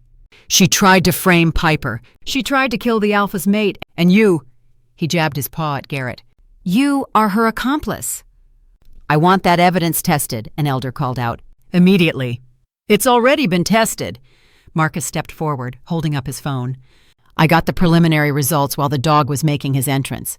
The imprint matches Eleanor Vance exactly, and—" He looked at Garrett with cold fury. "We found communications on her phone. Planning the coup, planning the poisoning, planning everything with Garrett Ashford." The silence that followed was absolute. Then, chaos. Garrett tried to run, made it 3 steps before a dozen wolves tackled him to the ground. His red armband supporters scattered like rats, most of them ripping off their armbands and pretending they'd never worn them at all. Through it all, Mochi sat on the judicial platform, watching the pandemonium with the satisfied expression of a creature who had just saved the day and intended to never let anyone forget it. "You're welcome," he announced to no one in particular. "Darien." 20 minutes later, Robert and Vivian Castlemaine were freed from the East Wing. Vivian burst into the courtyard like a silver-haired hurricane, seizing Ashton in a hug that cracked at least 2 of his ribs, then immediately turning to grab Piper with equal force. "I knew," she sobbed into Piper's hair. "I knew you didn't do it. A woman who brings desserts that beautiful could never be a poisoner." "Mother!" "Hush, Ashton, I'm having a moment." Vivian pulled back, cupping Piper's face in her hands. "Can you ever forgive us? The things we said—" "You were protecting your family," Piper said. "I would have done the same." "You did do the same." Robert's voice was quiet as he approached. He looked older than Ashton remembered, exhausted, worn, but clear-eyed. "You protected Ashton, fought beside him, claimed him as your mate." He inclined his head. "You're packed now, whatever that means to you." "It means everything," Piper whispered. Ashton felt her through the bond, the walls she'd built over 20 years finally starting to crumble. The hope she'd been too afraid to feel now flooding through her. "Family," her wolf seemed to say. "Pack, home." "Yes," his answered, finally. "One thing I don't understand," Julian said, emerging from the crowd with Marcus beside him. "Where did the dog—" "Not a dog." Mochi's voice echoed from somewhere in the chaos. "Where did Mochi find the evidence? He wasn't even at the pack house." "I have my sources." Mochi appeared on Piper's shoulder, having apparently climbed her like a mountain. "Also, I am extremely intelligent and moderately psychic." "You're not psychic." "You don't know that," he sniffed. "Also, Elise, the dress shop woman, used to work in pack security. She still has contacts. When Piper left for the cabin, I stayed behind and made some calls." His tiny chest puffed with pride. "Networking. It's not just for LinkedIn anymore." "You solved the crime," Ashton said slowly, "by networking." "I solved the crime by being brilliant." Mochi fixed him with a look. "Also, I expect compensation. A heated bed, premium croissants, and a formal apology from everyone who called me a dog tonight." "Done. On quality stationery." "Done." Mochi nodded, satisfied. "Then I suppose we can call this matter resolved." He looked at Piper. "We did good, ma chérie. Very dramatic. Very cinematic. I expect this will be excellent material for my memoir." Piper laughed. A real laugh. Bright and free and full of joy. Ashton pulled her into his arms, not caring who watched. "Stay," he murmured against her hair. "You said you'd leave." "But stay." "I was bluffing." "Bluffing?" "Mochi told me to buy time. So I bought time." She pulled back, grinning. "I'm not going anywhere, Ashton Castlemaine. You're stuck with me. Promise? Promise. He kissed her, right there in the middle of the courtyard, in front of his entire pack. His wolf howled with triumph. When they broke apart, Vivian was dabbing her eyes, and Robert was doing a poor job of pretending he wasn't emotional. Well, Marcus said, clearing his throat, I suppose someone should deal with Garrett. And the launch, Julian added. The pinnacle opens in 3 days. We've got a lot of work to do. Ashton looked at Piper. Piper looked at Ashton. I believe, she said, you hired me to plan an event. I believe I did. Then let's get to work. She grabbed his hand. We've got a resort to open and a pack to impress. Mochi settled more comfortably on her shoulder. Finally, he announced. Back to what we do best. Pastry, planning, and making rich wolves look good. He paused. I'm going to need a bigger workspace, and an assistant, and possibly a title. Head of Culinary Dramatics has a nice ring to it. We'll discuss it, Piper said. We'll implement it, Mochi corrected. I just saved the entire Castlemaine legacy with a skateboard and a piece of dough. I have leverage now. Ashton laughed. For the first time in days, everything felt right. His pack was safe, his parents were free, his mate was in his arms. And in 3 days they were going to throw the best damn launch party Sterling Peaks had ever seen. Chapter 7. Launch Day. Piper had done this 100 times, 200, maybe more, if she counted the small events and the disasters she'd rather forget. It never got easier, and that was exactly how she liked it. The ice sculpture is listing to the left. She pointed at 2 servers struggling with a 7-foot crystal wolf. Tilt it. No, the other way. Yes, there. Perfect. Piper! A vendor rushed toward her, tablet in hand. The string quartet wants to know if they should start with Vivaldi or Pachelbel. We discussed this. The governor hates Vivaldi. But the mayor specifically requested, the mayor will be 3 drinks in by the time they start. He won't notice. She checked her clipboard. Where are we on the canapes? Station 2 is behind. Station 4 is overshooting. Station 3 is on fire. What? She was already moving, heels clicking against marble, her earpiece crackling with updates from 6 different departments simultaneously. The Pinnacle's grand ballroom stretched around her, a masterpiece of mountain architecture and modern elegance that she'd spent 3 sleepless nights perfecting. It was chaos. It was beautiful. It was exactly what she lived for. Piper? Mochi's voice cut through her earpiece with the force of a tiny air raid siren. The fondant is weeping, weeping, Piper. This is a tragedy of temperature control. Mochi, I'm handling a literal fire. Fondant does not wait for fires. Fondant is a diva. She requires immediate attention. Piper pinched the bridge of her nose. Handle it. You're the pastry architect. I am handling it. I am handling it with fury and precision. But I need someone to adjust the AC in Ballroom Section C, or this cake will look like it survived a hurricane. Sending someone now. Send them faster. Art is dying, Piper. Art is dying. She dispatched a runner to adjust the temperature, solve the fire situation, a small grease flare, easily contained, redirected the string quartet, calmed down 3 separate vendors who'd had some kind of territorial dispute over table placement, and was just starting to feel like she might actually survive the next 6 hours when... Piper. Ashton's voice, behind her. She turned, clipboard raised like a shield. Not now. I have 17 crises in the next 20 minutes, and Mochi is threatening to burn it all down and start over if the humidity goes above 40%.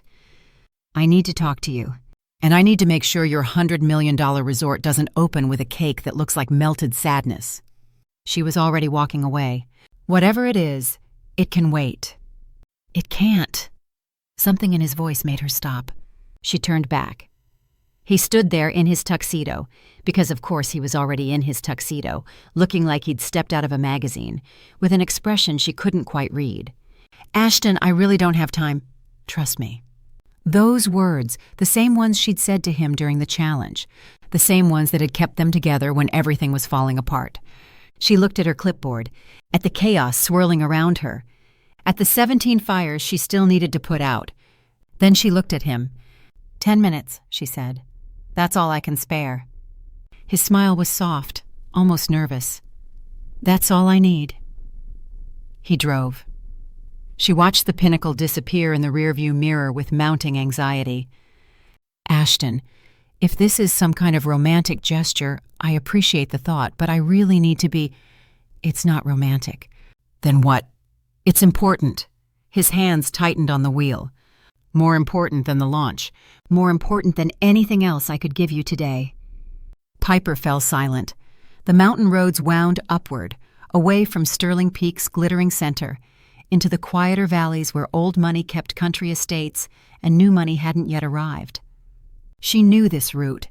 She knew it because she'd driven it 100 times in the dark, headlights off, praying no one followed her. "Ashton!" Her voice came out strangled. "Where are we going?" "You know where. The shelter is supposed to be secret, I know." He reached over and took her hand. "I know everything, Piper.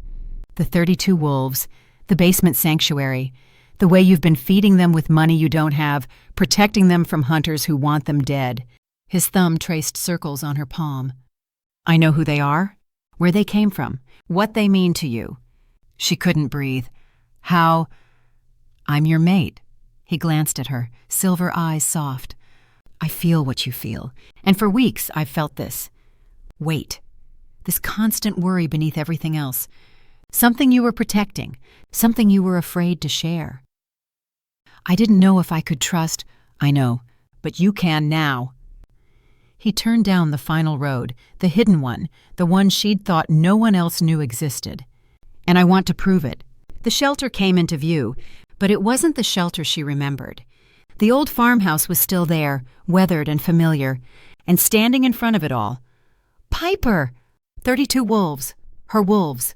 They rushed toward the car before it even stopped, surrounding her the moment she stepped out, hands grabbing hers, voices overlapping, faces she'd fed and protected and kept secret for years, now open in the daylight, tears streaming down weathered cheeks. "You came. We thought we'd never see you in daylight. The Alpha said you were coming, but we didn't believe—" "Piper!" She was crying. She didn't know when she'd started, but tears were streaming down her face as she hugged them, one after another, these fragments of her parents' pack who'd scattered to the winds 20 years ago and somehow found their way to her. "I don't understand." She turned to Ashton, who was watching with an expression of quiet satisfaction. "How did you—" "I bought the shelter." He moved toward her, hands in his pockets. "Or rather, I bought the land around it. 50 acres. Enough to build something real, something permanent." He gestured to the construction. "Housing, training facilities, a medical wing, everything a pack needs to thrive. But the money is nothing compared to what you've given them." He cupped her face in his hands. "You fed them for years. You protected them when no one else would. You gave them hope, Piper." His voice dropped. "Let me give them safety. Alpha Castlemaine speaks truth." An old voice, weathered by time and loss. Elder Matthias, the oldest survivor of her parents' pack, the wolf who'd helped her grandmother smuggle Piper to safety 20 years ago. He stepped forward, leaning on his cane, eyes bright despite his age. "We have hidden in shadows for 2 decades, he said, waiting for hunters who never stopped searching, mourning a pack we thought was lost forever." He reached out and took Piper's hand. "But you found us, kept us, protected us when you had nothing." His gaze shifted to Ashton. "And now your mate offers us something we never dared dream of. A home, true safety, pack protection from an alpha strong enough to make even hunters think twice." "I didn't do it for gratitude," Ashton said. "I know. You did it for love." Matthias smiled. "That's even better." A phone buzzed. Ashton pulled it from his pocket, glanced at the screen, and his expression shifted to something Piper couldn't read. "There's one more thing," he said quietly. He turned the phone toward her. A video call. 4 men in tactical gear, standing in what looked like a concrete bunker. And behind them, bound and gagged, Piper's heart stopped. She knew those faces. Derek Holloway, Marcus Vane, the 2 wolves who'd stood beside the traitor who'd murdered her parents. The wolves who'd helped destroy everything she loved. "We found them," one of the tactical men said. Took some time, but we tracked them to a compound in Montana. They're in custody now, awaiting your orders." "My orders?" Piper's voice came out faint. "By pack law, they're yours to judge." The man's voice was flat, professional. "Say the word and they're executed. Tonight." The phone trembled in her hands. 20 years. 20 years of hiding, running, pretending to be human. 20 years of nightmares about the night she'd hidden in a closet and listened to her parents die. And now their killers knelt before her, waiting for her judgment. She looked at Elder Matthias, at the scattered wolves who'd survived, at the faces of people she'd fed and protected and loved in secret for years. Safe now, all of them, safe and together and home. "Piper," Ashton's voice was gentle. "Whatever you decide, I'll support you. If you want vengeance, no." The word came out stronger than she expected. "No?" The tactical leader's eyebrow rose. "Let them go." Silence. Complete, shocked silence. "Piper," Elder Matthias started. "They took everything from me. My parents, my pack, my childhood, 20 years of my life." She looked at the faces on the screen, the men who'd haunted her nightmares since she was 11 years old. "They did what they did out of revenge from previous generations, before my time. But killing them won't bring my family back. It won't undo what happened. It would only create more vengeance and hatred. It'll just make me like them." She looked at Ashton, at Mochi, at the wolves surrounding her. "I have a pack now, a mate, a future." She smiled, and it felt like setting down a weight she'd carried for 2 decades. "I'd rather build something new than burn down something old." "You're certain?" the tactical leader asked. "Banish them, strip their pack status, make sure they never hold power again." Her jaw tightened. "But let them live with what they did. Let them spend the rest of their lives knowing they lost. That's punishment enough." The leader nodded. "Understood. Consider it done." The call ended. Piper stood in the sunlight, surrounded by her wolves, and felt something in her chest finally unclench. "It's over," she thought. "It's actually over." Ashton pulled her into his arms. "I'm proud of you," he murmured against her hair. "I'm proud of me too." She laughed, slightly hysterical. Also terrified, and crying, and really late for the launch. "About that." Ashton pulled back, his expression shifting to something almost nervous. "There's one more thing I need to do before we go." He dropped to one knee. Piper's brain short-circuited. "I had a whole speech prepared," Ashton said. "Something eloquent, romantic, worthy of a woman who crashes into lives on skateboards and somehow makes everything better." He pulled a small box from his pocket. "But honestly, I've got nothing. You broke my brain somewhere around the second time you almost died, and I haven't recovered since." "Ashton, I love you." The words came out raw, real. "I love your chaos and your competence and the way you argue with Mochi about butter ratios. I love that you forgave people who don't deserve it and protected people who couldn't protect themselves. I love that you skateboarded alongside my armored convoy because you refused to let me fight alone." He opened the box. A ring glinted in the sunlight, simple, elegant, with a stone that caught the light like wolf eyes in moonlight. "Marry me, Piper Monroe. Be my mate, my partner, my chaos for the rest of our lives." She couldn't speak, couldn't breathe, couldn't do anything except stare at this ridiculous, wonderful, impossible man kneeling in front of 32 wolves and a tiny dog who was definitely crying into his croissants. "Well?"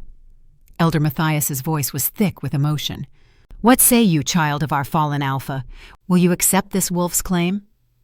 Piper looked at the ring, at Ashton, at the family, the pack surrounding her. "Yes," she whispered. Then louder, "Yes." Ashton slid the ring onto her finger, stood, and kissed her with enough force to make several of the younger wolves whistle. Then Ashton left for gala.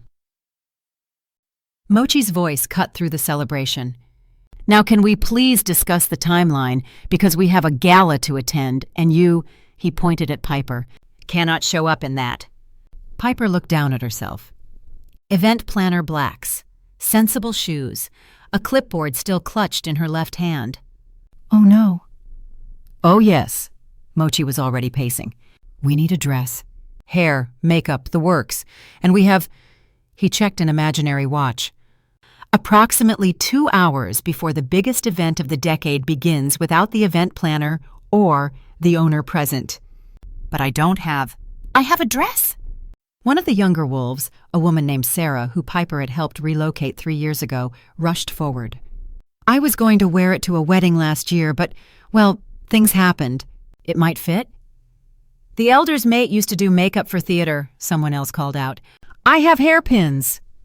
I have enthusiasm and 0 relevant skills, but I want to help." Before Piper could protest, she was swept into the farmhouse by a tide of eager wolves, all of them determined to transform her into something worthy of a billionaire's bride. The result was interesting. The lace is bunching. "That's because you're pinning it upside down, Harriet." "I've never pinned lace in my life. I was a mechanic." "The eyeshadow is supposed to go on her eyes, not around them." "It's called Smokey. I saw it on YouTube. You made her look like a raccoon." "A glamorous raccoon." Piper sat in the center of the chaos, half-dressed, one eye done, her hair in some kind of architectural structure that defied gravity, and laughed until she cried. This was her pack, her people, her utterly, wonderfully incompetent family. The door opened. "Oh my God." Serena Ashford stood in the doorway, clutching a garment bag, staring at the disaster with an expression of pure horror. "What have you done to her?" "We're helping," someone said defensively. "You've made her look like a haunted wedding cake." "That's subjective." "It is objective. I have eyes." Serena marched into the room, shooing wolves aside like particularly fluffy pigeons. "Everyone out. Out. I need to fix this before Ashton sees and has a stroke." The wolves retreated, grumbling. Piper and Serena faced each other in the sudden quiet. "Ashton sent you," Piper said. "He did." Serena's jaw tightened. "He also told me what Eleanor did, what my brother did." Her voice cracked. "I didn't know. I swear I didn't know. If I'd had any idea—" "I believe you." Serena blinked. "You do?" "You're not a monster, Serena. You're just insecure and attached to the wrong people." Piper smiled, and it felt genuine. "Trust me, I know what it's like to have family who betrays you." Serena's eyes glistened. "I'm so sorry. For the dress, for the boutique, for everything I said and did because I was jealous and scared and forgiven." "Just like that?" "Just like that." Piper squeezed her hand. "Life's too short for grudges. And apparently too short for proper wedding preps, so—" She gestured at her half-done face.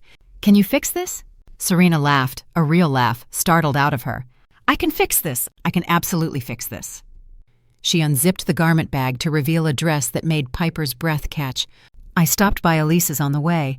She said you'd need something worthy of a chaos goddess who finally found her pack." The dress was white. Simple. Elegant. Not a traditional wedding gown, but something better. Something that looked like Piper. If Piper had been designed by someone with exceptional taste and an unlimited budget. "It's perfect," Piper whispered.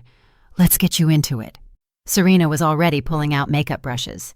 "We have 90 minutes, and I refuse to let you arrive looking anything less than devastating."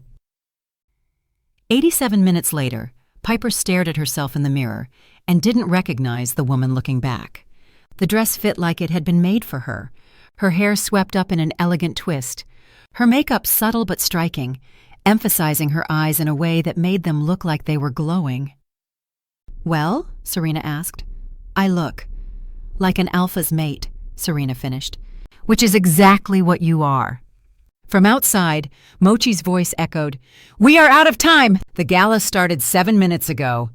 Ashton is going to have a breakdown, and I am going to have to console him, and I do not have the emotional bandwidth. We need to go." Piper gathered her skirts. "Is your car ready?" "What do you mean, dead?" Piper asked. Serena kicked the tire of her Mercedes, which was emitting a concerning grinding noise and refusing to start. "I mean, it won't move. I don't know why. I'm not a mechanic." "We could take Elder Matthias's car?" That's a 1978 pickup truck with no doors and what appears to be a chicken living in the passenger seat. Sarah has a motorcycle? You're in a wedding dress, Piper. Then what? Ahem. They turned. Mochi stood at the edge of the driveway, one paw resting on a vintage penny board. The same vintage penny board that had started this entire disaster 3 days ago. No, Piper said. We? Absolutely not. Do you have a better option? Mochi's whiskers twitched. Because the gala is now 12 minutes in progress, your mate is standing on a stage waiting for a bride who isn't there, and I refuse to let this love story end with she missed her own proposal announcement because of German automotive failure. Piper looked at Serena, at the dead Mercedes, at the chicken truck, at the motorcycle that would absolutely destroy her dress. Then she looked at the skateboard. This is insane. This is poetic. Mochi hopped onto the board. We started on wheels, we end on wheels. The narrative symmetry is exquisite. I'm in a wedding dress. You'll be a memorable bride. Now, he positioned himself at the front of the board like a tiny, fluffy hood ornament. Hop on. I'll navigate. Piper gathered her skirts, said a prayer to whatever deity protected foolish women in love, and stepped onto the skateboard. If I die, she told Serena, tell Ashton I loved him. You won't die, probably. Reassuring. Mochi barked a command, and they were off. The trip to the pinnacle was memorable. Left, left, left, Piper. I'm going left. That's right. Make up your mind. The skateboard careened down mountain roads, Piper's wedding dress streaming behind her like a very impractical cape. Mochi screamed directions in a mixture of French and English, occasionally adding commentary that was neither helpful nor appropriate. Truck! Truck! I see it. You don't see it enough. More seeing. They narrowly avoided a produce delivery, 3 tourists, and what appeared to be a very confused moose. Moose! Why is there a moose? This is Colorado! There are always moose! The pinnacle appeared ahead, lit up like a dream, cars lined up along the entrance, guests streaming inside in their finest attire. And standing outside, staring at the road with growing concern, was Ashton Castlemaine in his tuxedo. Incoming! Mochi screamed. Bride incoming! Make way! Make way for the bride! Heads turned, jaws dropped. Several photographers started snapping pictures of what appeared to be a woman in a wedding dress skateboarding toward a 5-star resort with a tiny white dog screaming directions. Is that... It can't be. Why is she on a skateboard? Stand aside! Mochi was in full herald mode now. Make way for Piper Monroe, future mate of Ashton Castlemaine, hero of the pack, vanquisher of rogues, and woman with excellent balance. Mochi, please stop. She also makes excellent cakes and has forgiven her enemies, which shows tremendous moral character. Mochi. The skateboard hit the red carpet and glided to a perfect stop directly in front of Ashton. Piper stood there, breathing hard, dress somehow still intact, hair mostly in place, cheeks flushed from wind and adrenaline. Ashton stared at her. The entire crowd stared at her. A camera flash went off somewhere. Hi, Piper said weakly. Ashton burst out laughing. It was the best sound she'd ever heard, real, joyful, completely undone. He laughed until he had to brace himself on his knees, until tears streamed down his face, until the entire crowd started laughing with him because the sheer absurdity of it all was simply too much. And that's The Alpha's Sweet Disaster, written by D.N. Leo, narrated by Jessica Lee. Thank you for spending this time with us. If Mochi made you laugh, if Piper made you cheer, if Ashton made your heart do things it shouldn't, let me know in the comments. I read every single one. Don't forget the bonus chapter featuring Mochi's own adventure. Link in the description and pinned in the first comment. If you want more shifter romances with heart, humor, and animal sidekicks who refuse to behave, like and subscribe so you never miss a story. And share with a friend who needs a book boyfriend in their life. The entire collection lives at happynovels.com. Come find your next favorite. Got a story idea? A trope you're craving? A sidekick animal that needs their moment? Drop it below. Your suggestion might just become the next video. I'm D.N. Leo. Thank you for listening. Until next time, the best love stories rarely go according to plan. May yours crash into you when you least expect it.